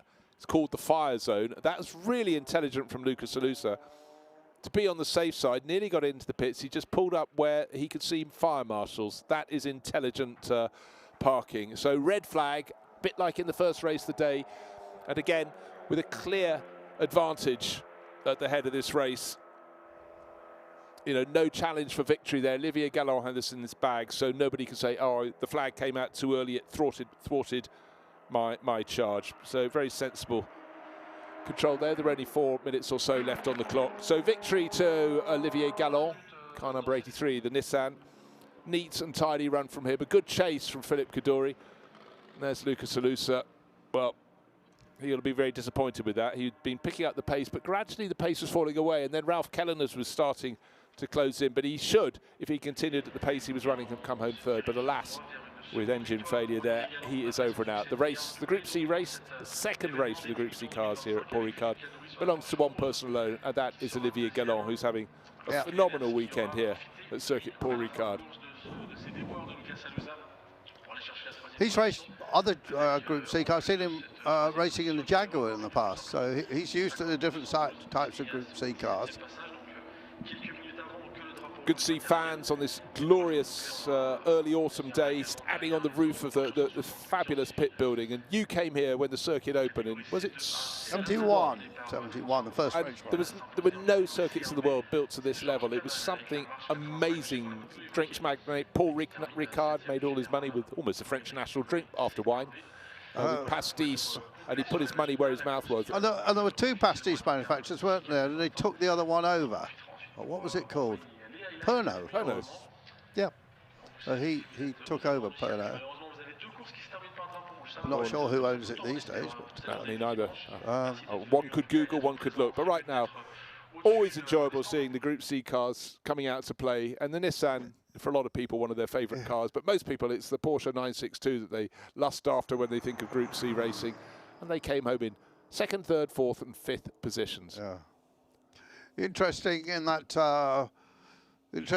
last lap, Kaddouri got purple. That means the fastest section 2 of the whole race. So he was still having a bit of a charge, was Philippe Kaddouri. Well, he did. And in fact, if you look, he ended up just 3.6 seconds down. But that's because Olivier Gallon backed it out. And let's go down and hear information from the pits. No, I think we've got highlights. So highlights coming up, I beg your pardon. Well, on pole position, it was Lucas Alusa, the Momo liveried Porsche. Alongside was Olivier Gallon. Everybody set off behind the safety car. The reason that was leading them around, a lot of oil had been dropped on the circuit, so it was a sensible caution to let them take a rolling start, check where the oil was. The quick dry was down. You could see a line of it around the track, but it was a question of who's going to push so bravely at the start of the race, and it looks like Lucas Alusa was being neat and tidy. He left a quarter of a gap, and Olivier Gallon put his Nissan through to take the lead. An array of cars, including the March, that's the oldest car in the field from 1985. Alusa carried on in 2nd place, but all along Olivier Gallon was stretching clear. And then the driver on the move was Philippe Kaddouri in the Richard Lloyd Racing Porsche. He moved ahead of Alusa. There he was in 2nd place, but as try as he might, all along the Nissan was pulling slightly clear at the front of the field. And by the time of the first mandatory pit stops, it was a 10-second margin for Olivier Gallon over Philippe Kaddouri. Kaddouri had pitted first, though. Then he was pressing on so hard, he got a track limits warning there for cutting turn 4. Klaus Abelin pressing on in his car. And then Lucas Alusa did a very similar run off the circuit at turn 4 as well. For Olivier Gallon, no such problems. But the problems came for the driver of the Momo Porsche. Lucas Alusa suddenly puffing out, not tyre smoke, that's engine smoke. And he continued for a while. And eventually he put so much down, the red flag had to be shown. So victory going to Olivier Gallon. Group C racing over for now, but for Lucas Alusa, well done. If your car's on fire or the engine's blowing, park in front of fire marshals. Yeah, the London-based Austrian not having a happy day there. But coming up next is Classic Touring Car Challenge. So we haven't seen any touring cars thus far over the weekend racing. This is the first of, I think, 4 touring car races. In Peter Auto are split into 2 categories based on age. And the first group is called Classic Touring Car Challenge. And it's aimed at the first models to race in early touring car championships, even before 1966, starting with the British Saloon Car Championships, very successful way back into the 50s, and was created in 1958, and then the very popular European Touring Car Championship, which ran from 1963. The slogan "Race on Sunday, Sell on Monday" featured in the marketing strategies of many of the large manufacturers at the time who used this touring car racing. And they included, well, obviously the Minis and Jaguars and Ford and Alfa Romeo, particularly, and they boosted their showroom sales with success in races like these. And the key sort of cars were things like Mini Coopers and Lotus Cortinas. Before that, Jaguar Mark IIs, I remember, and then in Britain, at least, the big Ford Mustangs and Falcons came in, even a massive great Ford Galaxy. So these are the earlier touring cars going up to the early 1970s. So, yeah, well, actually up to 1966, 58 to 66. Yeah. These are early ones, but you're largely thinking Lotus Cortina, Mustangs, and those glorious little Giulia Sprint GTA Alfa Romeos. Lots of Minis. And Minis. Indeed. But one thing that's always incredibly popular, the meeting I'm going to next weekend, the Goodwood Revival, are the little and large battles. You've got the big Galaxies with people like Tom Christensen driving it. Then you've got Nick Swift in his little Mini. And because he doesn't lift anywhere, he can go sideways in that Mini and sort of keep up. And then on the straights, the big American engine cars pull clear. But, you know, always popular. And I think when National Touring Car Championships are strong, the world's a good place, but at the moment, touring cars are in some form of decline, which is a massive shame. And GT racing has filled that gap entirely. But I love seeing these cars. They're always interesting to watch. They're not big on power, not that big on handling, in fact. So that's why they go a little bit sideways, and I love that. And we've got some rare cars in the field, including the Volvo Amazon, a car that was more suitable for rallying back in the 1960s. But that's come out to play. But on the pole position is a man we saw winning yesterday together with his friend Olivier Hart. That's Bram Bontrup with a Mustang, which he really drives very well indeed. And he's had wins this season in that car.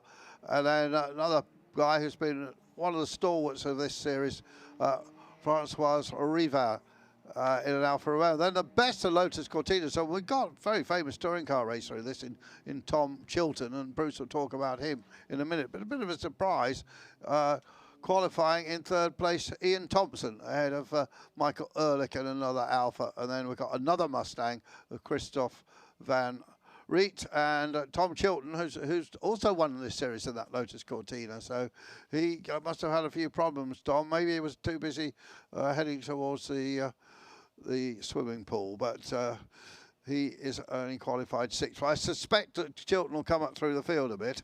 Oh, I think so. He doesn't go racing to just hang around in not the middle order. He needs to be at the sharp end. But, you know, just taking the top 3 cars, a Ford Mustang, Alfa Romeo Giulia Sprint GTA, Ford Lotus Cortina. That's the Mark I model, obviously. So they'll all put their performance down differently. But it's a wonderful spectacle, and people of a certain age will just be very warm looking at these cars. Yeah, lovely car, Lotus Cortina, as we see them just getting a bit of tyre temperature up.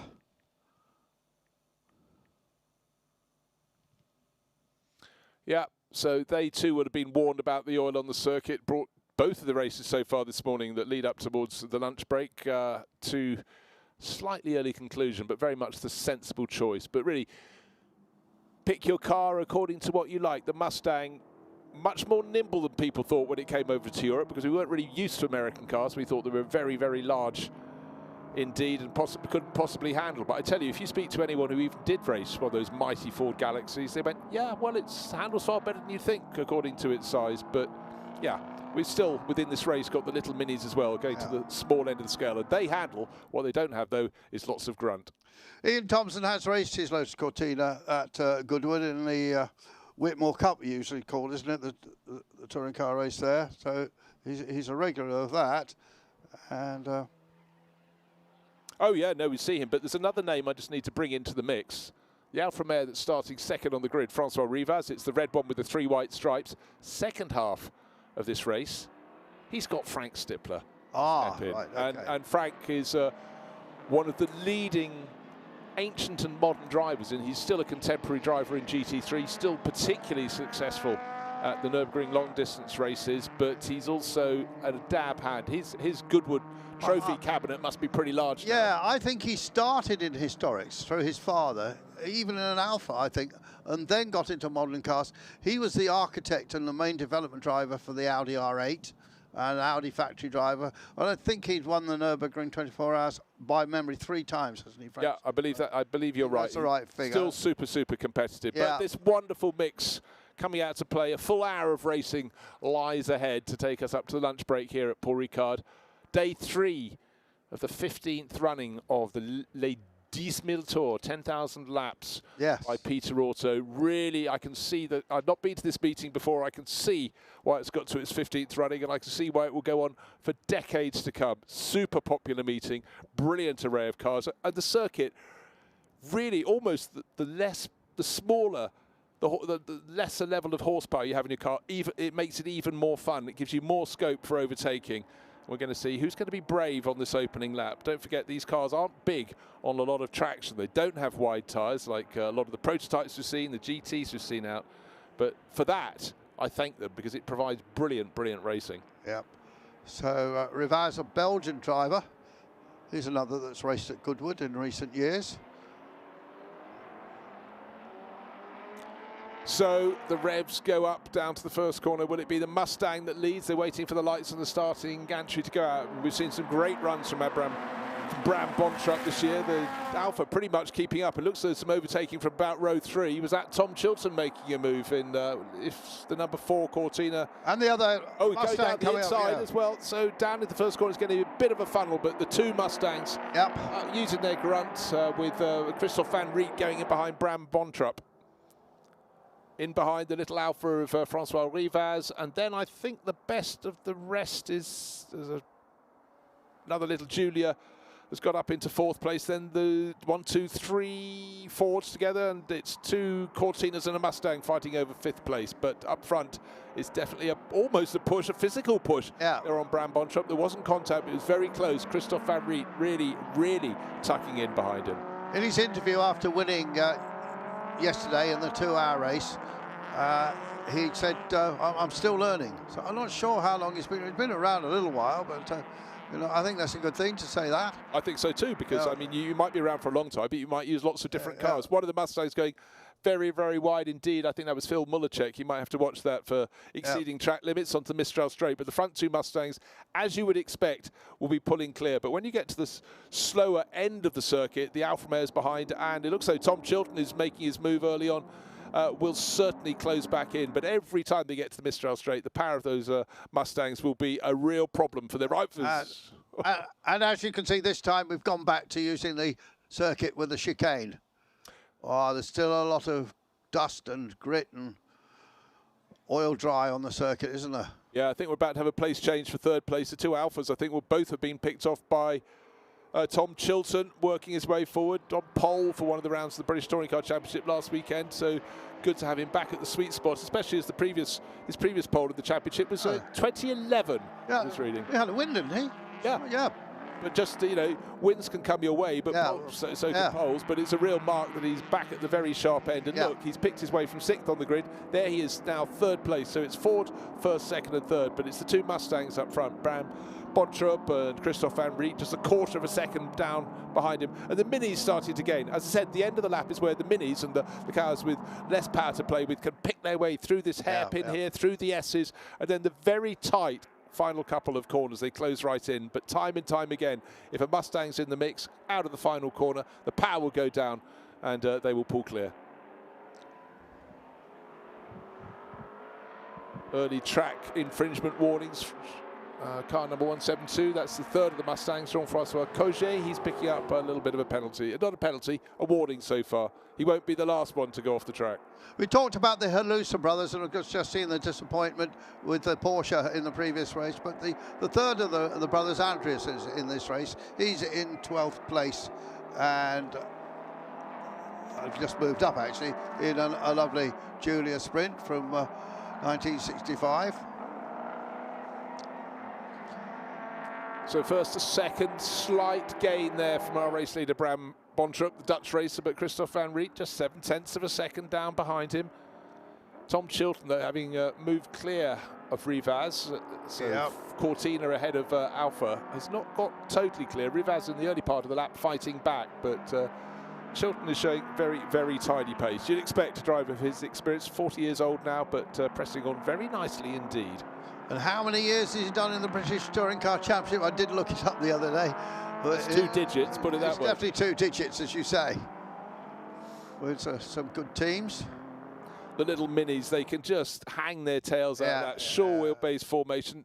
You know, we were talking about how really strong presence of car clubs in France having many, many minis, but they put a smile in your face. Yeah, but some of the cars here are from the European Touring Car Championship way back in the 60s, and there was a class structure, so you could win the title by winning your class regularly, and that's exactly what happened with, was it John Rhodes? John Rhodes. Yeah, yep. And there was people like John Fitzpatrick and lots of other people. John Love.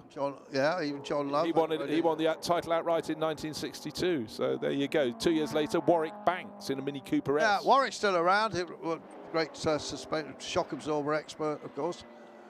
I think he was. Ah, look at this. Oh, wonderful side by side. Italy versus the UK. And Ian Thompson, who qualified third, has just moved through. So Francois Rivaz at certain points is just losing out. But again, the diversity, the shape of the cars, and Ian Thompson a much better line through the double droite scene. Such a tricky corner, the 2 right. So now it's Alpha's back into 4th and 5th position. Sorry, 5th and 6th positions with Michael Ehrlich not too far behind. Well, when you say the red Alpha, you mean the one without the 3 white stripes under the nose. Yeah. Quite a clever place. You want your car to be predominantly one colour, but put stripes under the nose helps your team identify you when you're at various points on the circuit. Bontrup turning up the pace a bit, I think. It just very fast on this current lap. So goes with the fastest lap of the race so far and pulls half a second away from Van Riet. Hold on. One of our, I think it's the car that was the second of those Alphas, car number 40. Yes, it is. Talked about Michael Ehrlich going well and sadly not going at racing pace all over. Can't tell you for why. Can't spot a puncture. He might be wise. He might have spotted a gauge telling him you got too much temperature. Here at the end of the lap, in he comes. Shame, he was going well. So our race leader, Bram Bontrup, now just over a second clear of Christophe van Riet. Tom Chilton actually lapping faster than Van Riet by about 1/10 of a second. So he's slightly closing in 3rd place overall. Ian Thompson has now made it Lotus Cortina's 3rd and 4th in this race. Francois Rivaz tried to hang on to his tail, but really the story is that the pace of the Alphas is not as strong as those of the leading Lotus Cortinas that now fills 3rd and 4th positions, and they in turn are giving away too much horsepower to trouble the Mustangs at the front of the race. But it's an hour-long race, so tyre life will have a role to play in this, that's for sure. Mentioned before the start of the race, the one Volvo in this race, the Amazon. Francois Martini is running that down in 19th place, and of the 22 starters, 21 still going, and unfortunately that we saw the Alfa Romeo limping in. That's Michael Ehrlich, so he is now listed as last. Hopefully he can get back out. Hopefully it's something can be sorted. You don't want to waste your time on this circuit. So Bontrup driving that Mustang, but it's in the shipping business actually, is Bram. I think he owns a sort of a tanker or something like that. A small one, I think. Not a life-size one, not a full-scale model. No, because we have got one guy that raced in this series. His name, it was a Greek shipping Magnus Landoudis. Cretan Landoudis. Yeah. Yeah. And he knows lots of big ships. He does indeed. Perhaps not quite in that league. But, Okay, something is happening now. Oh, no, the early part of the lap where you need to be nimble. Tom Chilton was catching those two Ford Mustangs, but they get to the middle part of the circuit. He gives away best part of a second, but he's still only 3 and a bit seconds down on the race lead. This is the battle behind them for 4th place. Yeah. Ian Thompson, who qualified so well in that number 71 grey and cream Lotus Cortina, but suddenly Francois Rivaz is getting his car to move a whole lot better. The little Alpha harrowing the Lotus Cortina left and right. Seen Lotus Cortinas in lots of colours, but I suppose grey is the colour of the year, isn't it? I've never seen one now, like or the last handful of years. Yeah, I've never seen one like that. I mean, obviously, normally they're white with the sort of Lotus green stripe down them. Yeah, you sometimes see them red with the white stripe. Our bog standard family Cortina in the period was grey. Yeah.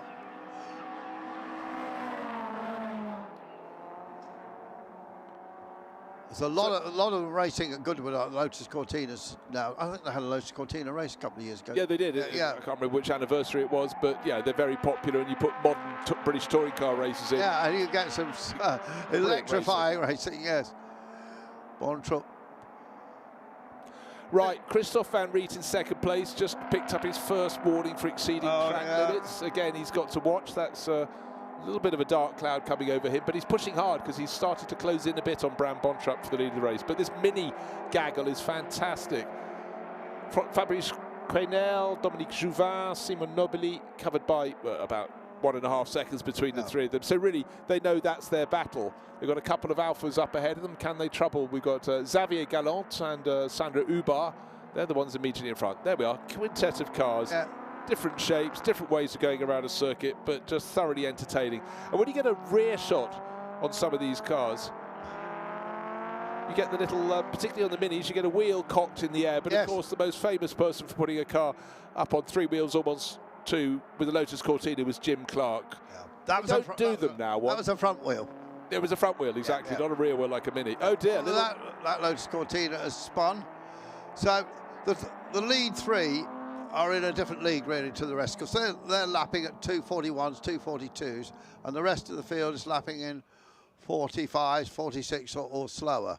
So it's all about those 3, and I haven't given up on the fact that Chilton could get in amongst those 2 Mustangs yet, because he's on the same pace.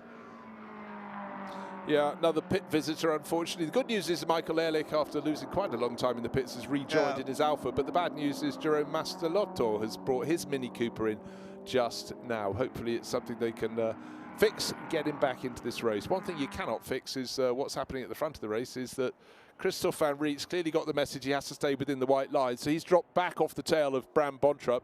Here's Bram under control in this race. That great red livery with the black roof. I think that suits that early notchback Mustang very, very nicely indeed.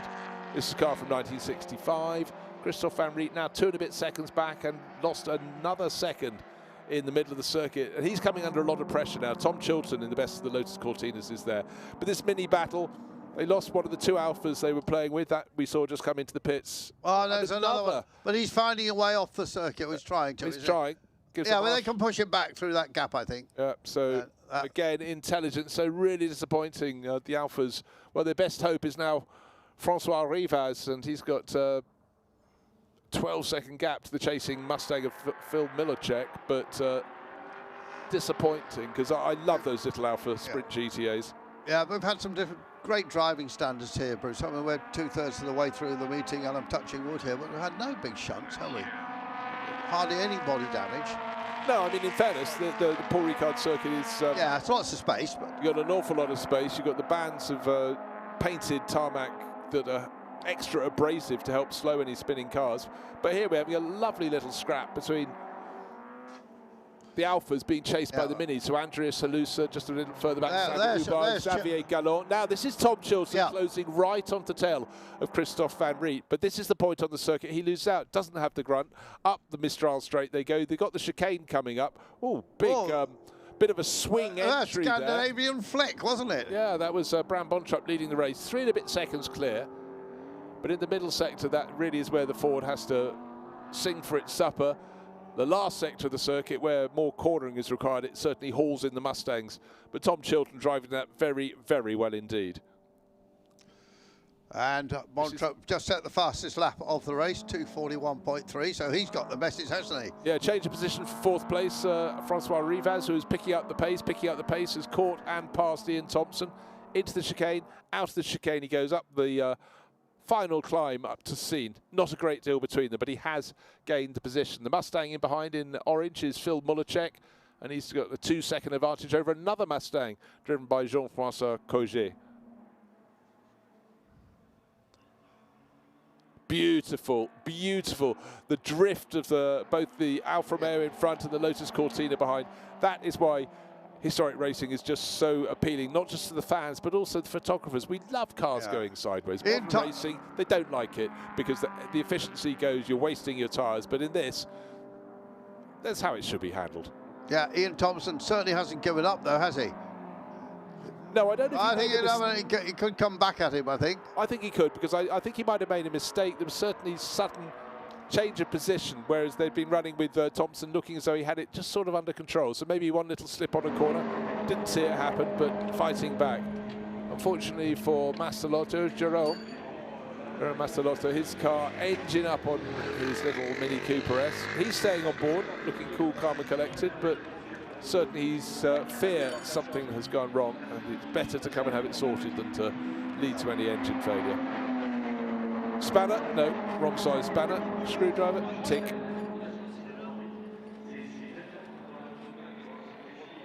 And it's not having the mistakes, it's how you handle mistakes and problems that really counts in motor racing. You see, back then, of course, slick racing tyres came in about 1970, 69, 70. So before all these, made a massive difference, actually. No, 100%.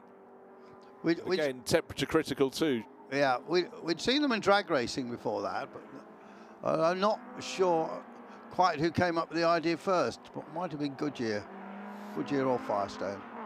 Right, Tom. Here they are again. Tom Chilton onto the Mistral straight, had the better entry, but then doesn't have the grunt of Christophe Van Riet. And all along, they're seeing the gap to the race leader, Bram Bontrup, grow and grow. I honestly believe if Chilton could get past Christophe Van Riet, he'd be able to use his advantage more through the sort of flowing part of the circuit, and therefore his deficit, everything he loses out, like here, when he comes out of the chicane, coming up the hill, you just look at that Mustang getting smaller and smaller as it pulls away. And then from this corner onwards, he'll start to gain right down to the final corner. They'll come out of that tight final corner onto the start-finish straight. Then he'll lose out all over again. Dispiriting, or maybe just challenging. Why not take the challenge? That's what he's doing. Yeah, I'm not sure we mentioned it at the start. This is one of the 1-hour races. So this is heading us up to lunch. And it'll be interesting to see whether Chilton does get a bit of a tyre advantage. Maybe those Mustangs might eat their tyres up a little bit more than the Lotus Cortina. Yeah, you sort of think so, but in many ways, Bram Bontrup is able to run unchallenged at the moment. When he had to defend his lead for the first handful of laps ahead of Christophe Van Riet, he'd have been taking more out of his tyres, but now he can pick his line. This little battle for fourth place is intriguing. Francois Rivaz, he's got a trump card in his top pocket. He's got to hand over to Frank Stippler shortly, whereas Ian Thompson is racing solo. Yeah, that pit window starts in 8 minutes' time. I'm sure Frank Stippler's already down there, booted and suited and helmeted. I've never seen that on the screen before. 44, transponder, bad position. Oh. I wonder what that means. Well, that's a Lotus Cortina of Leperchois, Stefan Leperchois. Yes, you do sometimes get very standardised messages. That's not one of them. Normally it just says transponder not working. Okay, yes, but bad position. It's probably working intermittently. Yeah. Stefan this Alcatel timing system is most impressive, isn't it? Yeah, the gang, they really do just a very, very good job and provide more information than we can take in at the time. Yeah, sometimes you need to go back. So, Jerome Mastelotto is in the pits with his Mini Cooper. Most of these Mini Coopers run by the same outfit in France, which I think is called Classic Garage or something similar. Yeah, we saw an enormous run of them at Dijon-Prenois when walking. I thought they run a lot of cars. Oh, those as well. Yeah. Right, I just decided to check something. How long Tom Chilton had been in the British Touring Car Championship. 2002 he started, 23 years ago. But I was aware of him first when he was racing in a special championship called T-Cars. T-Cars. Oh, a lot of good people came out T-Cars. Stuart Hall was another one. Alex Brundle did it as well, young Martin's very young chap at the time. But Tom Chilton did that, cut his teeth in that 2000-2001. T-Car. Stepped up with Barwell Motorsports, British Touring Car Championship, enjoyed it so much, he's been doing it pretty much ever since. But of course he did the World Touring Car Championship for a bit. And that little period with the Zytek, which we have here, which he's been racing, the Le Mans Series, before it became called the European Le Mans Series. What year did he do that? He did that in 2005 when he took the one win. He came 6th overall. And then he didn't do it 2006, but he did it again in 2007 with Rena. And then he did some races with Rena in the American Le Mans Series. Yeah, but really, he's a British touring car racer. He's been in the championship through thick and thin. Yeah. So a lot of the Chilton's operations were run by Mike Earl, weren't they? A famous team manager that was very much part of the scene. Absolutely, sort of. Again, from the south of England, Michael always based down on the south coast. Yeah. And I think his business was taken over by the Chilton family. Trying to think what they called that business. It was all to do with peppers, wasn't it? It was. Yeah. Because the nickname for Graham Chilton father is Chili, Chili Pepper, and yes, it was along those lines. Right, again, I don't care what angle I look at the little Julia Sprint GTA, it just looks you love it, don't you? Super nimble. It does. You know, I'm just thinking if I wanted a car from the 60s to put on the road to drive on nice roads, it would always put a smile on my face. That'd be my car of the decade for that. Brad Bontrup driving, as he said, I'm still learning as I go. Hugely enthusiastic about his racing, this Dutchman. I love the level of preparation on these cars. And the pit window is open, but if it is open in a few minutes, 5 minutes, but unfortunately one of the Cortinas is in already, which is the Roland Dabel de Librun Maxime Dubois. Well done. So a bit of tinkering that's not helping, but it might be helping the car, but they'll have to pit within the pit window. They can't pit without it with any gain. They'll still have to do the pit window that's required during the pit stop sequence. Now, down through the field, looking at the orange Mustang, it's Phil Mulicek. And in the middle, Ford, but it's Mustang, Cortina, Mustang. And the Cortina in the middle is Mark Drain. Jean-Francois Coget is in front of him in his Mustang, and Phil Mulicek behind in his one, which is the one in the orange livery that he should be sharing, I think, with Marc Vincent. Or Vincent as be called, because we're in France, but he is from the United States. Just an apology, Bruce, we can't bring you interviews in this particular race because I've just heard there's some technical issues that I'm sure we're working on sorting. The Julia name has been used for Alphas for a long time, hasn't it? And actually, I was just Googling to see if I could find you a car. Oh, would you? Yeah. Just find me a car, but don't find me a price.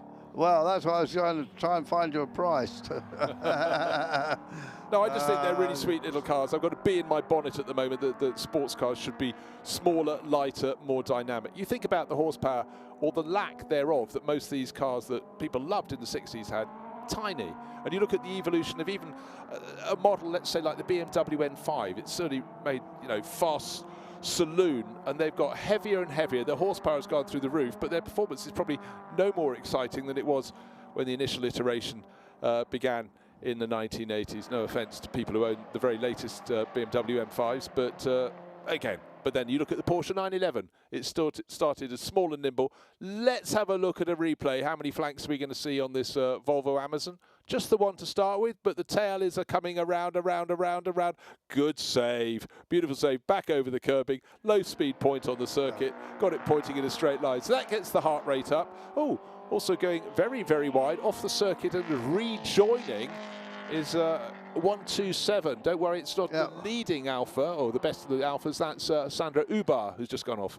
Okay, Bruce, for a road car, about 55 grand.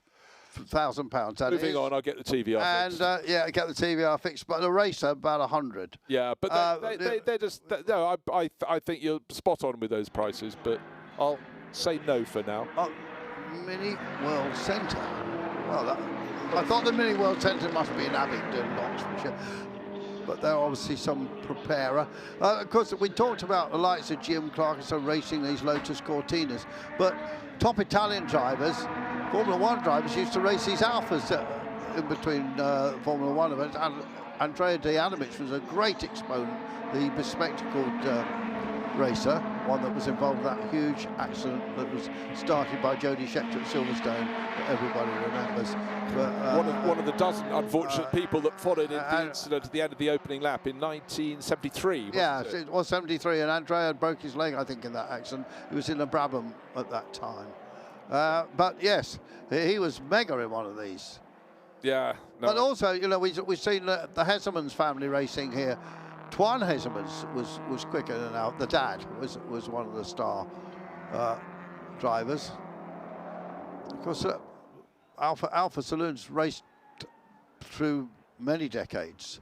Well, whenever I think of sort of Alfa Romeos in touring car racing, I think of Gabriele Tarquini's much success in Europe, and then the British Touring Car Championship, and you know, still an awful lot of following for Alfa Romeo in countries beyond Italy, because they always sort of wear their heart on their sleeve, and they have racing in their essence. Chilton's gone second.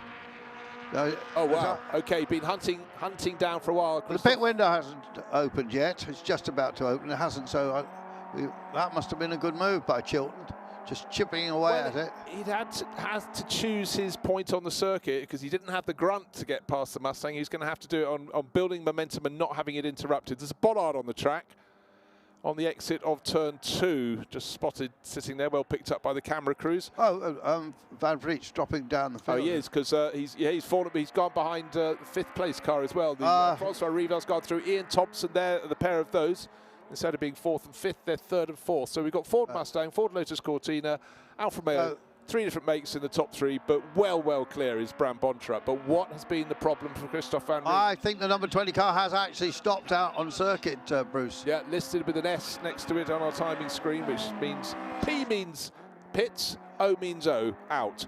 But S means stopped, and he's tumbling down the order. What a disappointment for Van Riet. Had a lot of success in this series over the years.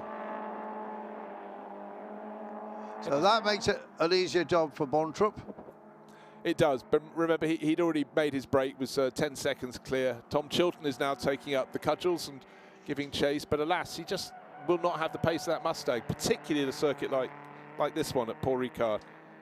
Just able to blast up the Mistral straight. So whatever the Lotus Cortina drivers, the Alfa Romeo drivers do down through the twisty bits like the one we're looking at now through turn 4, turn 5, they know as soon as they go through the little left flick that's following just now for Francois Rivaz, all they'll see is that Mistral straight, and that is where the horsepower counts. Car 79, Lotus Cortina in the pits at the moment. Mark Drain getting out, and second driver about to get in. And again, there's a chance to see the incredibly basic cockpit, very simple controls. No rear seats, no passenger seat, all taken out. The roll cage, of course, so it can go racing, but already the Lotus Cortina. Okay, the Lotus Cortina, Mark 1, in period. How did Lotus make it different from the Ford Cortina GT, for example? Oh, they had a twin cam engine in for a start. Very good. And they also, on the earlier ones, had a very unusual suspension setup with an A bracket which hung off the diff, which was a different diff. It was a Lotus built diff, and it used to pull the diffs apart, and then they leaked oil. And they changed that. They went back to the sort of kart spring setup after that. I had a Mark II Lotus Cortina as my motoring news staff car. A nice car to have. You must have cut a dash in that, Andrew. I did. Well, not quite, because it was pearl. It was deep maroon. It was. But I did have the BRM tuned engine in it, which gave it some more horsepower. And then I managed to get a set of Avon Formula Ford scrubbed tyres, and it was mega. One of the best cars I've ever owned. I always thought that colour was described as sort of aubergine. I rather liked it. I think it was aubergine. This was the Mark II. The Mark II did not have the charisma of the Mark I. You know, it's a more different sort of, not such an emotive shape, I felt. Yeah, it was a boxy, more of a, actually in some ways you might go, it was more of a nod to the American market, but actually the Cortina Mark I, when it was launched, very much was like a mini American car with the shape of its body.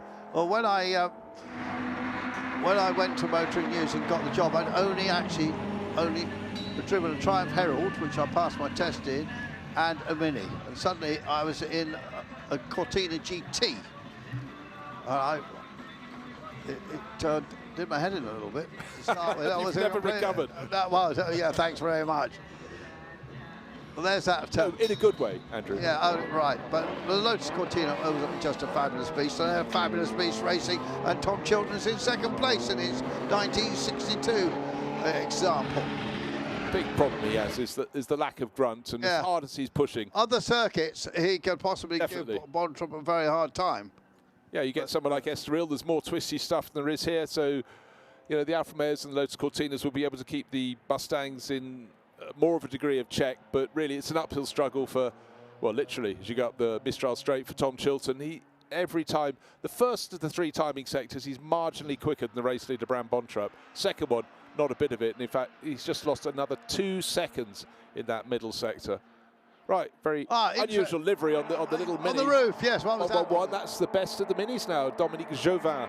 And again, you pointed out how the French love their Minis. Pit window is open. It will be closing in 6 minutes. So that is why suddenly Jauvin is up into 6th place overall, because some of the quicker cars have already made their pit stops. So the very quickest cars certainly haven't. Bontrop, Chilton, Rivaz, Thompson sitting out front. And then about a half-minute and gap and more back to the 5th place Mustang of Jean-François Coget. Yeah, Phil Mullichek's come over, I think, from Texas. I think it was here last year. He's come over all season and bought quite a lot of different Ford cars. As you said yesterday, a number of different mates co-driving with him and having an absolute whale of a time. His family's really into Fords in a very big way. Yeah, no, I love it when people are actually mark aficionados. They have a manufacturer and they stick with it. Oh dear, unfortunately coming in on a tow rope is not what Christophe Van Riet would want. We knew that had stopped out on circuit. No extraneous reason that it should be stationary or unable to go under its own steam. But the good news is we don't see any steam coming from the car. So we're going to go down shortly and hopefully hear a little bit from the pits. This is, we might have technology working again. The driver of the Volvo Amazon, François Martini. Let's see what he thought about his sideways moment. Retour dans cette pit lane ici après 2-3 petits problèmes techniques de notre côté aussi. Mais on est là avec le qui a aussi un petit souci apparemment. C'est l'original Volvo 122, notamment piloté par François Martini. François, on a vu que ça s'agitait là sous le capot. Il y a quoi? Alors il y a vraisemblablement une fissure qui se balade entre le bloc de la glace et les roues. Donc on a solutionné le problème autant que faire se peut, mais ça subsiste. Alors au lieu de fonctionner de 6200 à 7500 tours, on marche après le 6000. Donc on ramène le point de fait le spectacle. On est présent et on finit. Ok. Qu'est-ce que je dois faire? So I'm afraid slightly struggling to pick up what was being said down there, but clearly a bit of frustration, but also good to see that François Martini had great fun in that Volvo and that wonderful moment being picked up when he had the massive save out of the final corner where you're thinking it's gone, it's gone, it's gone. The tail was coming round, but somehow he managed to get the front turned in and flip it round. Right, Phil Mullichek, we were talking about him. Very interesting. He's changed over to Alain Vincent now. Yeah, he is indeed from Texas. He's got a marvellous collection of cars. The rarest one is the Spanish company Pegaso, famous for their trucks, but they made sports cars at one stage. Fantastic cars. He's got Cobra. He's got a 250 GT Ferrari. He's got a couple of Ferraris. Got a couple of Cobras. He's got a GT40, a couple of GT40s, and I don't think we could hear that interview. So if your French is good, you will have missed it. But we're going to have another go at it. Voilà, avec du son, cette fois-ci c'est mieux naturellement pour la télévision et le mix avec l'image. François Martini, je disais d'abord une voiture originale, la Volvo 122 au milieu de toutes ces Giulia, Cortina, etc. Mais des petits soucis, François. Alors cette année, oui, des petits soucis avec un problème de circuit de refroidissement qui se met en pression à cause ou d'une petite fissure dans le bloc ou la culasse ou un problème de joint.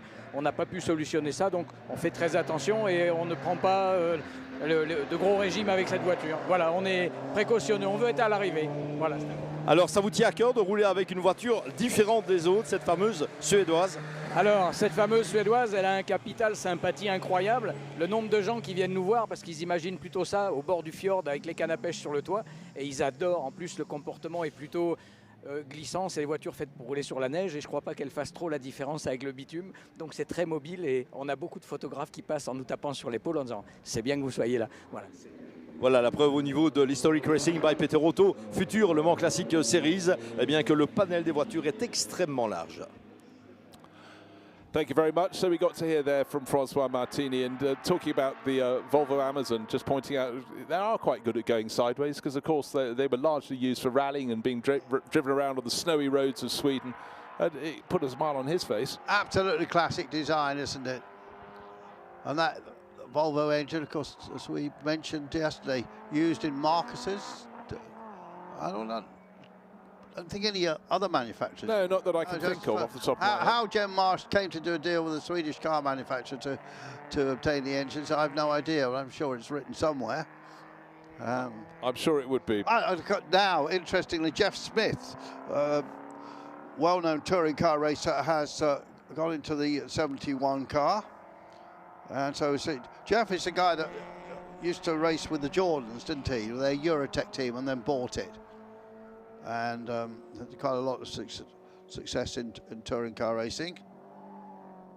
Right, just waiting for our final pit visitors to leave, and that includes race leader Bram Bontrup, their number 76 Mustang. Waiting for the P next to his number on the timing screen to turn to O. That means he'll be back out on the circuit.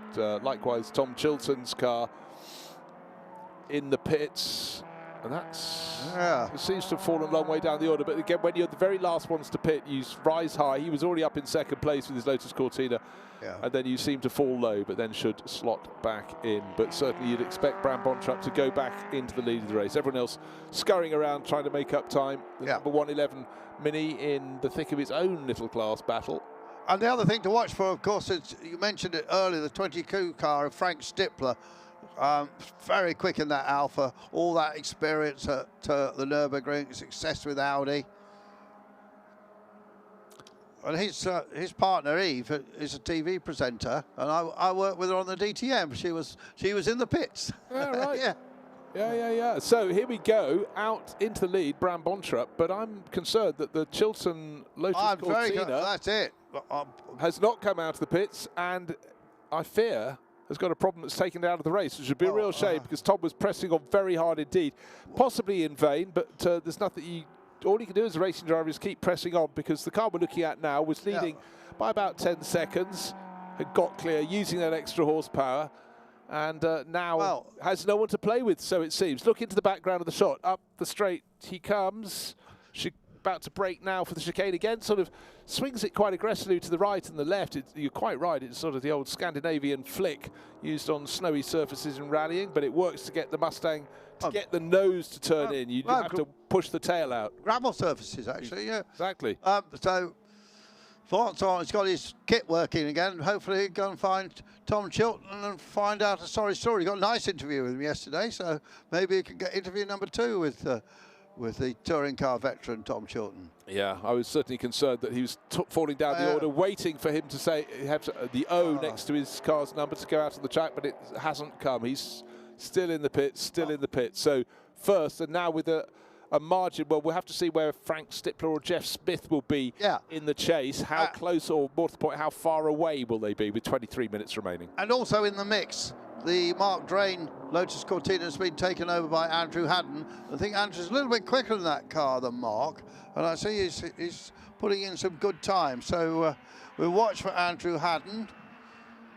But at the moment, with 22 minutes to go, with all the pit stops, it's all a bit churned around, but we'll see what happens. So, but there's one constant, and that's Abraham Bontrup. Well, unfortunately, at the top. Yeah, well, unfortunately, we've just had Xavier Galland stop his Alfa Romeo, sorry, beg your pardon, his Alfa Romeo down at turn 2. So yellow flags there. So he's just come past the pits and had to pull off. Son has a win. Dad doesn't make it to the finish. Dad pays the price. Yeah. The fortune, the Lady Luck is riding with son rather than father there. But our race leader, Bram Bontrup, smooth as you need to be with the Mustang. The only place he's not smooth when he has to pitch it into the chicane, as we picked out halfway up the Mistral Straight, but he's got that advantage that is now very comfortable indeed. He's 1 minute and 6 seconds clear of Jeff Smith's Lotus Cortina. That is massive. Let's take a look. Car 155, little Alfa Romeo. Just come out of the pits, and Daniel Hager shows us the family name on both flanks of the car. Round he goes. He'll rejoin. Not sure that colour scheme works for an Alfa, really. So just double checking, and the sad news is Tom Chilton's Lotus Cortina had worked his way up to second place, does not appear to be rejoining. Likewise, another Lotus Cortina still in the pits, that's Maxime Dubel, and the Mini of Jerome Mastelotto still in there as well. But we have got 2 Brits up there at the moment, anyway, in the top 3, in Jeff Smith and Andrew Haddon. Yeah, but the person who's lapping way, way faster is Frank Stippler. Francois Rivas seemed to lose a fair bit of time, and Frank has fallen back a little, not the point. The car fell back a long way, it got handed over to Frank. He's now hunting down Alain Vincent's orange Mustang. The 172 Mustang is the next target, that's Jean-Pierre Gagic. It'll take a few laps for Frank, even given his very best, to catch up with the split black and white liveried Mustang of Gagic, but on he pushes. Well, we talked about Tom Chilton ending up parked in the pit lane, having had a really good run up to second place, and we'll go down for an interview ASAP to find out his thoughts, but disappointment will be large in his mind as he speaks to Vincent Down. Let's go and find out how he's feeling, what was wrong. Retour pit lane ici sur le circuit Paul Ricard avec une Ford Cortina Lotus malheureusement contrainte à l'abandon. Tom Chilton et Max Chilton est engagé sur cette voiture de Chilton Family. Tom, what's the problem? Yeah, literally was in a happy P2 there, and just 50 metres before the pit lane entrance, the diff exploded and I lost all drive, no drive at all. Wasn't even foot on the clutch, there was no drive, and I just coasted all the way back here, and sadly that's it, race over, which we're gutted about because that was a good second place for us. Driving this kind of little touring car on such a track is really funny. It is really good fun. It's the most fun car to drive. You know, I said, oh, maybe it's my fault the diff broke because I'm just sideways the whole time. But they're like, no, that's how it should be driven, Tom. It's just, yeah, the diff's given up the ghost. So, yeah, they've got to fix it. And it's just, yeah, real shame. Okay, sorry for this and see you next time, Tom.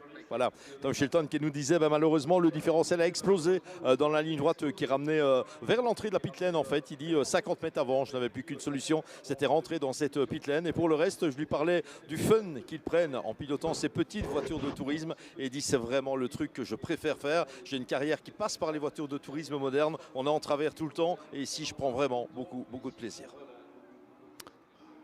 So, the translation there, we already had it because Tom spoke in English. Yeah, a very nice interview there. Yeah, and Vincent, because his interviews are going on both the French and English version, so that's why we're getting both languages. And there, was that Bontrup going very wide there?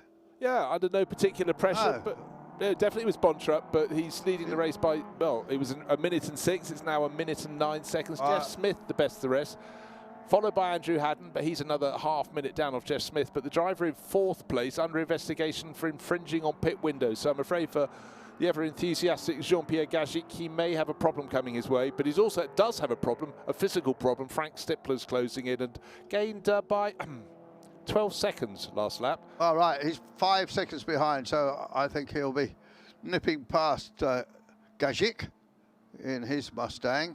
In fact, Frank Stippler faster than race leader last time around, faster than Bram Bontrup in the Mustang. There's Bontrup up behind the white and black Mini. Beautiful signalling there from the driver of the Mini. Yeah, go on through on that side, just remove all doubt. So very nice manners there from Simon Nobili.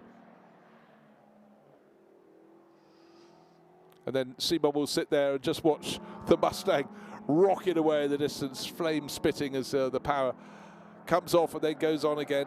I wonder if that car Bontrup's got sort of history, because it says Ford Motor Company on the side of it, and then it's a Coca-Cola logo. So 172 got big penalty actually, 36 seconds. Oh crikey. So you've seen cars get 3-second penalty because they undercut by 3 seconds, but 36 is a monster. Maybe he hadn't realised there was a window he had to stick to, he just went. Yeah, came in during the window and possibly went out before required. I think we'll put it that way. Maybe they didn't realise how long they were supposed to stop. Yeah, no, that's sort of the inference on sack the team manager. He might be the team manager. He probably is, yes. Because, you know, not everybody's coming here with a professional race team running them. Sometimes you can see it's friends and family, but then other crews you talked about to keep Europe, they run an awful lot of cars, so they've got all the right people. But anyhow, it is according to budget, but we're just grateful for anybody who brings us historic cars to look at when they go out racing. So Stippler now shown in 4th place, both on the road and taking into account that time penalty. Well, where will that drop that Garrett car there? Well, it's another couple of places down. Yeah, probably just behind Andrea Halusa's Alpha Julia Sprint, possibly just in front, but no doubting the leader of this race. Bram Bontrup's got just over a quarter of an hour remaining. He's got a buffer of over a minute, in fact, 1 minute and 10 seconds.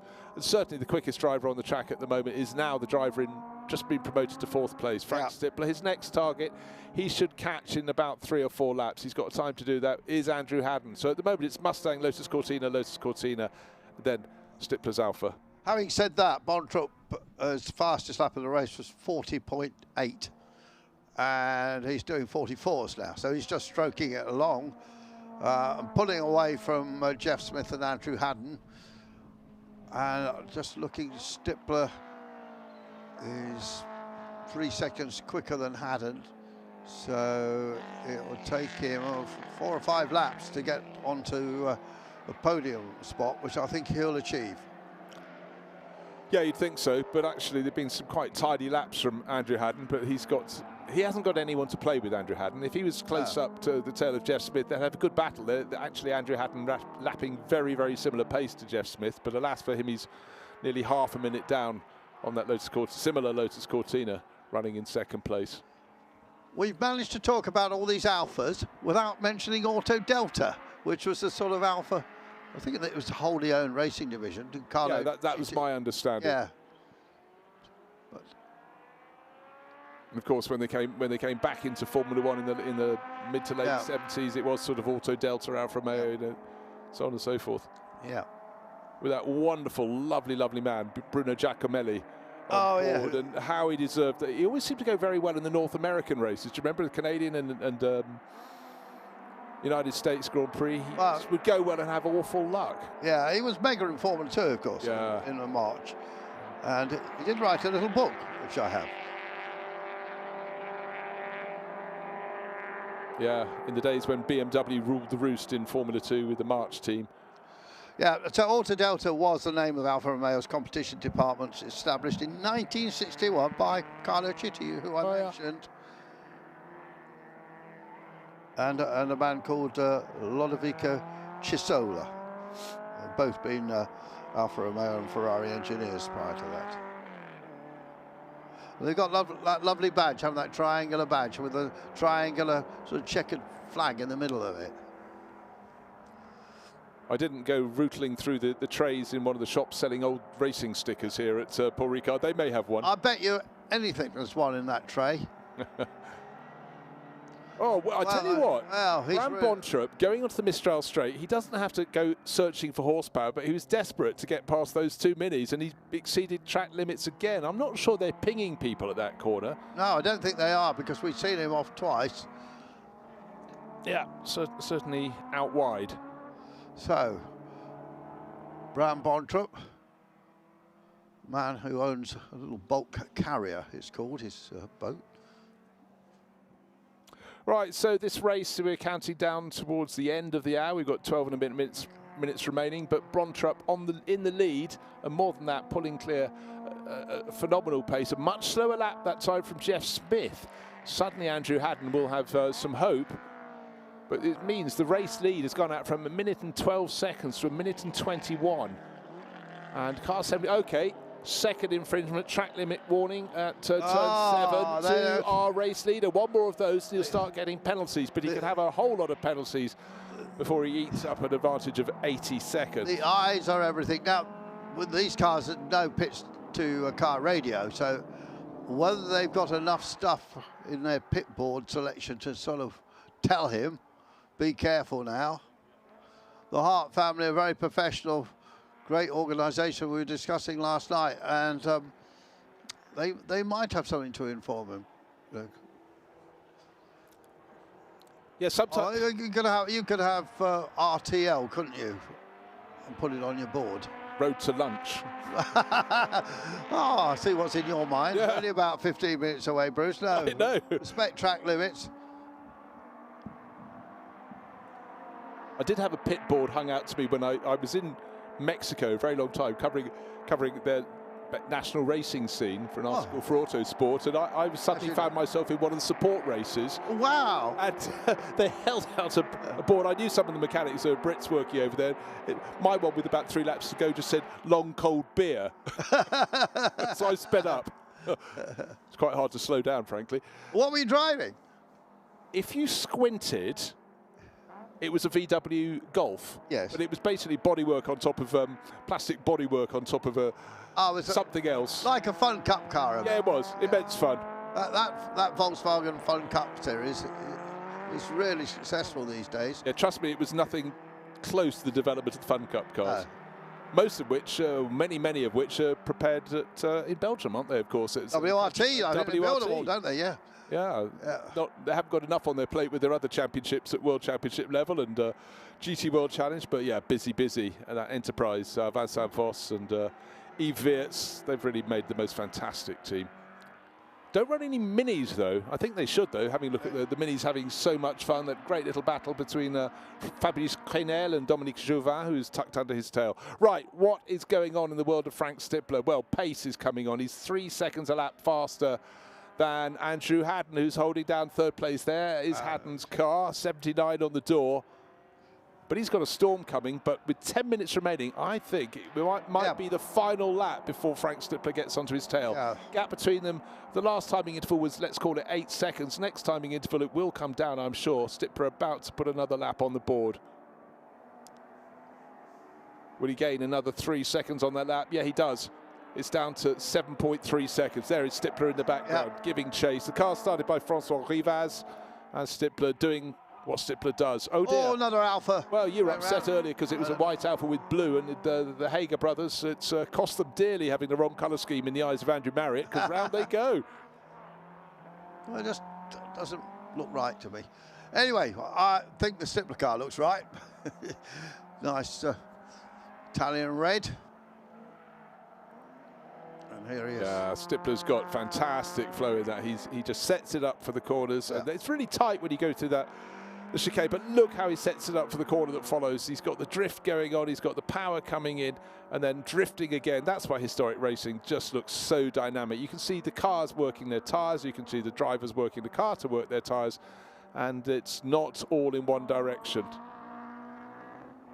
Lotus Cortina up ahead, being caught hand over fist.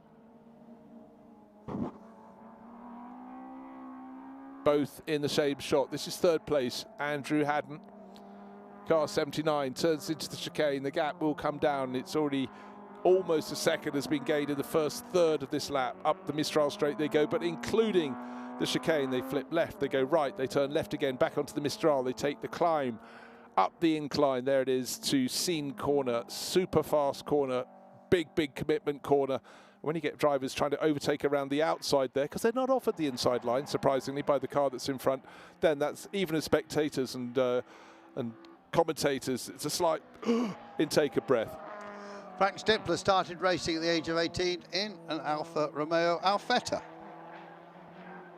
And we mentioned he won the Nürburgring 24 Hours, 2012, 2019, and last year. Last year. Yeah. And also, last year was the strange one because the race was, vast majority of it was negated by fog. Yeah, yeah. I was commentating there. Imagine the scene.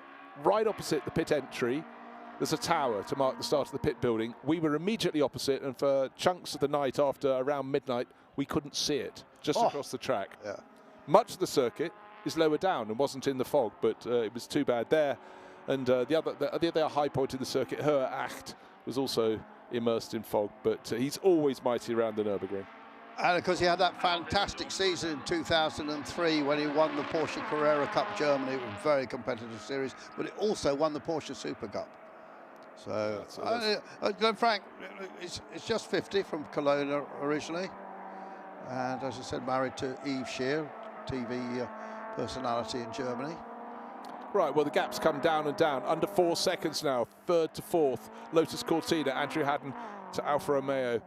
Julia, Sprint GTA of Frank Stippler. 6 minutes and 40 remains. So for Andrew Haddon, he's going to hang in there, but I don't think he's going to be able to manage it. Beautiful views in the background, the hills above the plain, above Toulon. Here we are in the south of Provence, and it's a wonderful place to be at the start of September. And look how Frank Stippler is pouring that car around the circuit. He's down in the 241s now, and he's setting all the sectors purple. Last sector on the previous lap purple, first sector on this lap purple. So he is really going for it, just 2.8 seconds behind Andrew Haddon, but he won't be able to get to the Jeff Smith car. But I think he'll be gobbling up the Mark Drain Andrew Haddon car on the next lap. Yeah, but here he is. Jeff Smith has sort of got it pointing the right way again. His pace went off for a lap or two, but he's back lapping at a regular pace, 2 minutes 45s.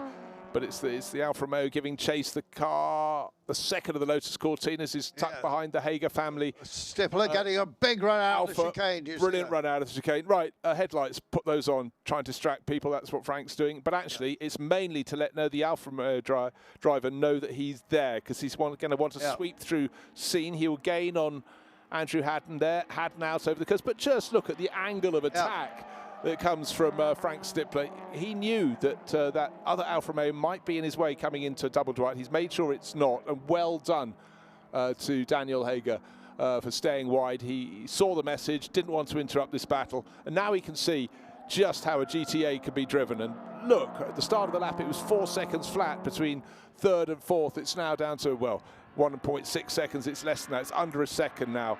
And the attack, the final couple of corners of this circuit are very tight indeed. Through the S's they go. Andrew Haddon getting the braking done, almost leaving a gap. Frank Stippler was too wise to that. What's he going to do at the final corner? Oh, just straight up the inside. He's confident he can get it turned in, but not quite enough. But who's going to get the power down better? The Alfa Romeo driver does. That was real experience from Frank Stippler. But Andrew Haddon hanging on. The gap between them will be about 0.2 of a second when they cross the start-finish line. 4 minutes remain. A lot of experience with Andrew Haddon. Raced quite a lot of historic Formula One cars, a Hesketh, a Williams. As Stippler comes out the slipstream, decides he can't make it there. I'm sure he'll make it a bit later. Yeah, Haddon's huge amount of historic motor racing series experience, I should say. And he's going to have to use all that if he can hold off Frank Stippler. Stippler has another look down the inside. Bruce, he's going to make it stick this time, is he? No.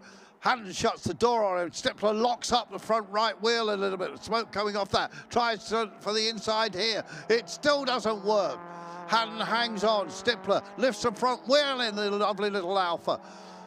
Looking down the inside again, but Haddon mounting a terrific defence here. He is. Haddon's doing everything right in his defence. He's saying, basically, if you're going to come past me, you're going to have to do it the hard way. Little mistake. That could be costly. Just wanted to get the car onto the Mistral straight, and the front washed away. That meant he possibly had to slightly come off the power, giving a little bit of hope for the Alfa Romeo behind. But Frank Stippler, is he going to make a move into the chicane? Up the back straight they go, the Mistral straight. Here it comes. Made his intent very, very clear early on. Headlights on. Can he get turned in? Well, flick it one way, flick it another, and then flick it to go to the left. That was right, teetering on the edge of adhesion. It twitched under braking, did it? Stood it on its nose, squirreling around a bit, and it got past Andrew Haddon. And I think he'll start to pull away now, but terrific driving from the 50-year-old from Cologne, 3 times winner of the Nürburgring 24 Hours. But a man who started his racing career in Alphas, in historics, with his father. And just look at the attitude of that Alpha. But Haddon having another look down the inside and has to take onto the apex, and Haddon goes down the inside, and can he make it stick? They're side by side here at Paul Ricard. Never say die, and you thought, right, Stippler's got ahead, that is that, but Haddon, far from finished. It's quite a bit of grunt from that Lotus Cortina by the looks of things, and when they went up to Cena, I thought he's just trying to stay close. No, the intent was there, and the fact that Frank Stippler had to move across, didn't want it to come through, but realised he had to be polite and not cause any damage, so he moved away. But, you know, he can corner all the better in the Alfa Romeo, but the Haddon car almost being pushed into the penultimate corner of the circuit. Can I just say one thing? Meanwhile, in the lead of the race by 1 minute 22 seconds is Bram Bontrapp, but you can't draw your eyes away from this wonderful battle. Lotus Cortina first in this grouping, and the Alfa back in into the final corner of that lap, but coming out of the corner now, we've got to see another fight back from the Lotus Cortina of Andrew Haddon. Start-finish line, he was a 1/10 of the second down. A little more grunt, as I say. That's why he's able to pull alongside discretion, the better part of valour. Into turn 1, he tucks in behind. Great battling. They are sort of catching, or were until the last lap, Jeff Smith, but he's sitting on a 20-something second buffer. But now, I think the deal is done. Yeah, the deal is done now. Well, terrific driving by Stippler, but wonderful defence there by Haddon. It was really good, and I mean, you know, when you've got a driver of the calibre of Frank Stippler, the reputation of Frank Stippler, and he's got past, a race leader suddenly slowing right down. Does he think those two Mustangs shouldn't be together? Our race leader, Bram Bontrapp, his last lap was 2 minutes 46, so that's backed off a little bit. He should be lapping about 2 minutes 45 at this point. Locking up the right brake. Has he got a problem? Something hanging well, there's a wire hanging down. Just remember the margin. It was 1 minute 22 seconds, his margin over Jeff Smith at the start. And he's on the last lap. He is on the last lap, indeed. So, well, Jeff Smith could have a sudden gift, couldn't he? Well, he certainly could. But for now, the Ford Mustang still leads the race in the hands of Bram Bontrapp. Yeah, look, his sector 3 was 3 or 4 seconds slower than it was. So, I just wonder if maybe he just missed a gear or something. Could be. We need another timing sector. We need to see him complete the lap, because suddenly this battle may not be over third place. It could be over second. Jeff Smith could inherit the lead of this race, but just waiting for sighting of the Ford Mustang 76 out, home and hosed literally in the lead of this race. And then that wonderful battle that went on for several laps, the chase, the scrapping, the overtaking, the undertaking. The overtaking again has put Frank Stippler up into third place for now, but sudden potential drama. No, back onto the next lap. This is the final lap now. Bram Bontrapp, I just wondered if he thought he'd taken the checkered flag or something. He backed it possibly. Well, but he's going through. He's got a lead of 1 minute 24 seconds. That's fine over Jeff Smith. Maybe that was just a moment of drama that wasn't quite as dramatic as we thought. Maybe Valtar will speak to him and find out what happened. Well, it almost certainly will. Enjoyable race, you know. Bontrapp had all that advantage. Tom Chilton was the only driver to keep him in his sights, and then Tom pulled off. As he said, the diff exploded as he bring his Lotus Cortina in to make its mandatory pit stop. So we lost him. Jeff Smith moved up into that second place. Frank Stippler took over from Francois Rivaz, and he's put in a fantastic chase. Caught and passed Andrew Haddon. So we've got 3 different cars in the top 3 positions. Well, we got Gadget shown in 5th place, but he's got that penalty to be added on, hasn't he? So that's going to drop him well down.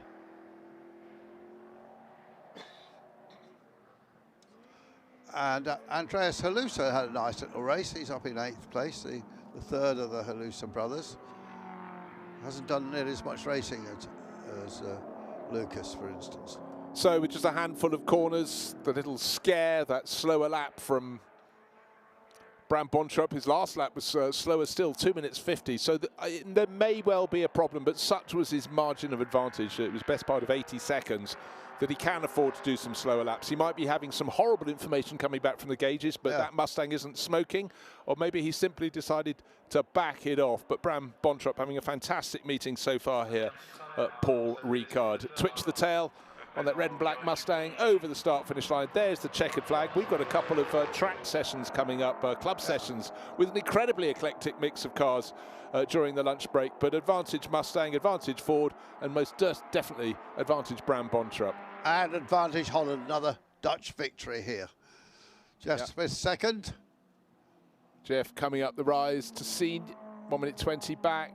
Actually being caught hand over fist by Frank Stippler, but he's not going to gain 16 seconds on the final lap. But it's been a real charge in the front row. Rivas car handed over to Frank Stippler at about the halfway point in the race, and he's been rocketing on, but it looks though third place is reward. And after that really stiff, stout defence from Andrew Haddon, he's backed off into fourth place. Yeah. But he'll very much enjoy the videos. He really put up a fantastic scrap to stay at least for a lap or two with Frank Stippler. Passed, repassed, and then eventually had to accept defeat. And a good drive from Ian Thompson before Jeff Smith got in the car. Yeah, absolutely so. But second place coming to Lotus 71, Lotus Cortina, a Mark 1 model. Driver sitting as low as possible in the cockpit there. Checkered flag to greet second place, Jeff Smith. Frank Stippler won't be in the back of the shot. He'll be about another 15 seconds or so behind. He'll be coming around the final corner.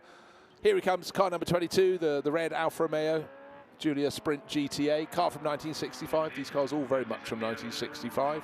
You can enter cars from 1958, but the way that touring car, saloon car development was as the 50s went to the 60s was remarkable. So you want the cars from the mid-60s. And limping. Okay, this is Andrew Haddon. Oh. Remember, he was right with Frank Stippler. He got past, he repassed him, and then he did a much slower lap, 2 minutes 50. He suddenly went about 4 seconds off the pace. Is this a lack of fuel, or has he had a diff brake, much as Tom Chilton did in his? Is he going to get to the finish of the race? Trying to get it to the finish, isn't he? Well, maybe. Or is it just stuck in first gear or something like that? Well, he's definitely his list is having stopped on the circuit, which he hasn't as yet, but he's about to in the image. So that means Jean-Pierre Gagic will move up into fourth place. But Gagic got a 30-second penalty, hadn't he? Yeah, I don't think they've applied that yet. So maybe Alain Vincent will move, but he was a lap down. So I think actually, oh dear, a little bit of steam coming out from. Has he got a wheel bearing that's seized or something? Can't tell. No, he's got the windscreen wiper going. Maybe that's. Do you think the thing's boiled, actually overheated, and? Quite possibly, and certainly during his battle with Stippler. But that steam seems to be coming. Oh no, he's not going to make it. Look, he's just turning it off the circuit now. Oh, the agony of motor racing sometimes. Yeah, 58 good minutes of racing in a 1 hour race. That's disappointing. But he would have really enjoyed that scrap with Frank Stippler, Lotus Cortina versus Giulia. But really, that race belonged to Bram Bontrup. But already, the celebrations going on. Bit of spray. Bram never short of a smile. He'll have enjoyed that one. But was there something that slowed him in the final couple of laps? We may find out. David Hart out to greets him, and we'll head down very shortly. I think once Bram has possibly got his helmet off, so he can hear the questions. Well, it's an open-face helmet, so it's fine, isn't it? Yeah. But we want to see his whole face. But right now, he's like a cartoon figure. I've just won this race, and I absolutely loved it. Yeah. So the story's going out rather than in. So I tell you what, let's look back at what happened in that race while we wait for the interviews and show you the highlights of what was a great deal of fun for these glorious touring cars from the mid-1960s. An hour of racing ahead. And it was Mustangs at the front with Lotus Cortinas and Alfa Romeos tucked in behind. Bram Bontrup got away very nicely, and some quick starts were starting to show dividends. But the driver on the move as the Mustangs ruled the roost. Tom Chilton, the second of the Mustangs there, was in the battle for a while, but alas, wasn't to go the distance. Christophe Van Riet pulling off Francois Rivaz pushing on in the Alfa Romeo, cocking wheels left, right and centre as he tried to keep up with the more powerful Fords at the front of the field. But the real story was the charge of Tom Chilton. Here he is, car number 6, pushing on very hard indeed. He put the pressure on the second of the Mustangs. He moved past and he went off after the leaders. How is this for a save in the Volvo? Amazon and Vincent Martini, fantastic rescue there. And then we had a period of where cars were going around, but there's plenty of space to play here at Circuit Paul Ricard. And recovery drives can happen. No barriers to hit in close. The Minis having their own brand of fun. They could corner at ease, and that one just cornered off the circuit. And then, of course, a really good run from Mark Drain. He handed over to Andrew Haddon. That car very much in the mix. And for the Hagers, it was a couple of round and rounds for them in the race. No damage done either. But all along, there's spin number 2. It was Escape for Bram Bontrup in the red and black Mustang, the Ford 289 from 1965. But this was the scrap of the race.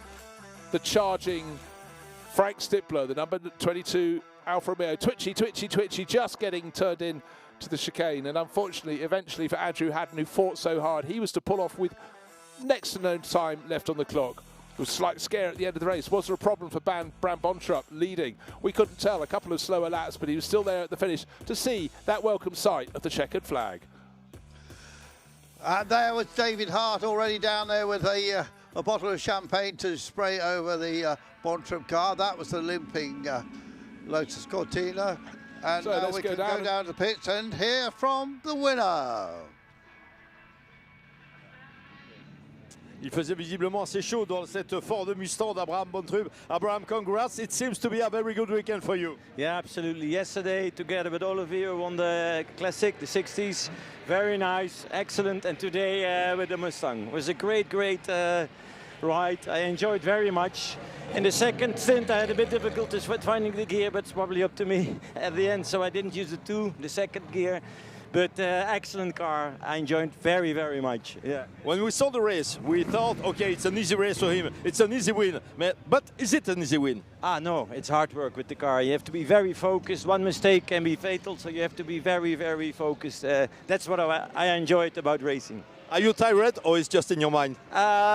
Oliver's telling me it's just in my mind, but I don't believe him. I'm a bit tired, yeah. Voilà, Abraham Bontrup qui remporte sa deuxième victoire du week-end. Il s'était imposé avec Olivier Hart hier dans l'épreuve de 60s Endurance. Il dit c'est jamais une victoire facile. Hein. Je me suis baladé devant toute la course, mais cette voiture est extrêmement compliquée à conduire. Elle est extrêmement virile naturellement. On est très fatigué après la course. Il avait des petits problèmes de sélection de boîte de vitesse, mais il disait c'est probablement ma faute. Et puis à la question que je lui posais, est-ce que vous êtes fatigué ou est-ce que j'ai juste dans votre tête? Et il dit Olivier Hart m'a dit de répondre que c'était juste dans ma tête.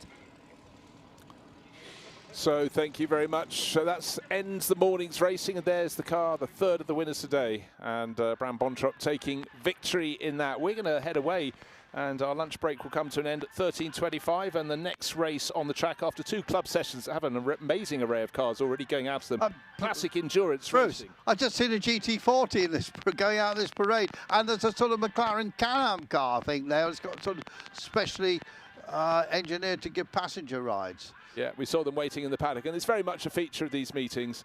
The way that every time you can get cars on the track, that's what is taken. Well, there's a GT40, there's a white car at the front of the queue. But we'll be back, quick lunch, and then some great racing coming up this afternoon. The Classic Endurance Racing 1 category, Heritage Touring Cars, Endurance Racing Legends, all sorts of great stuff coming up after the break.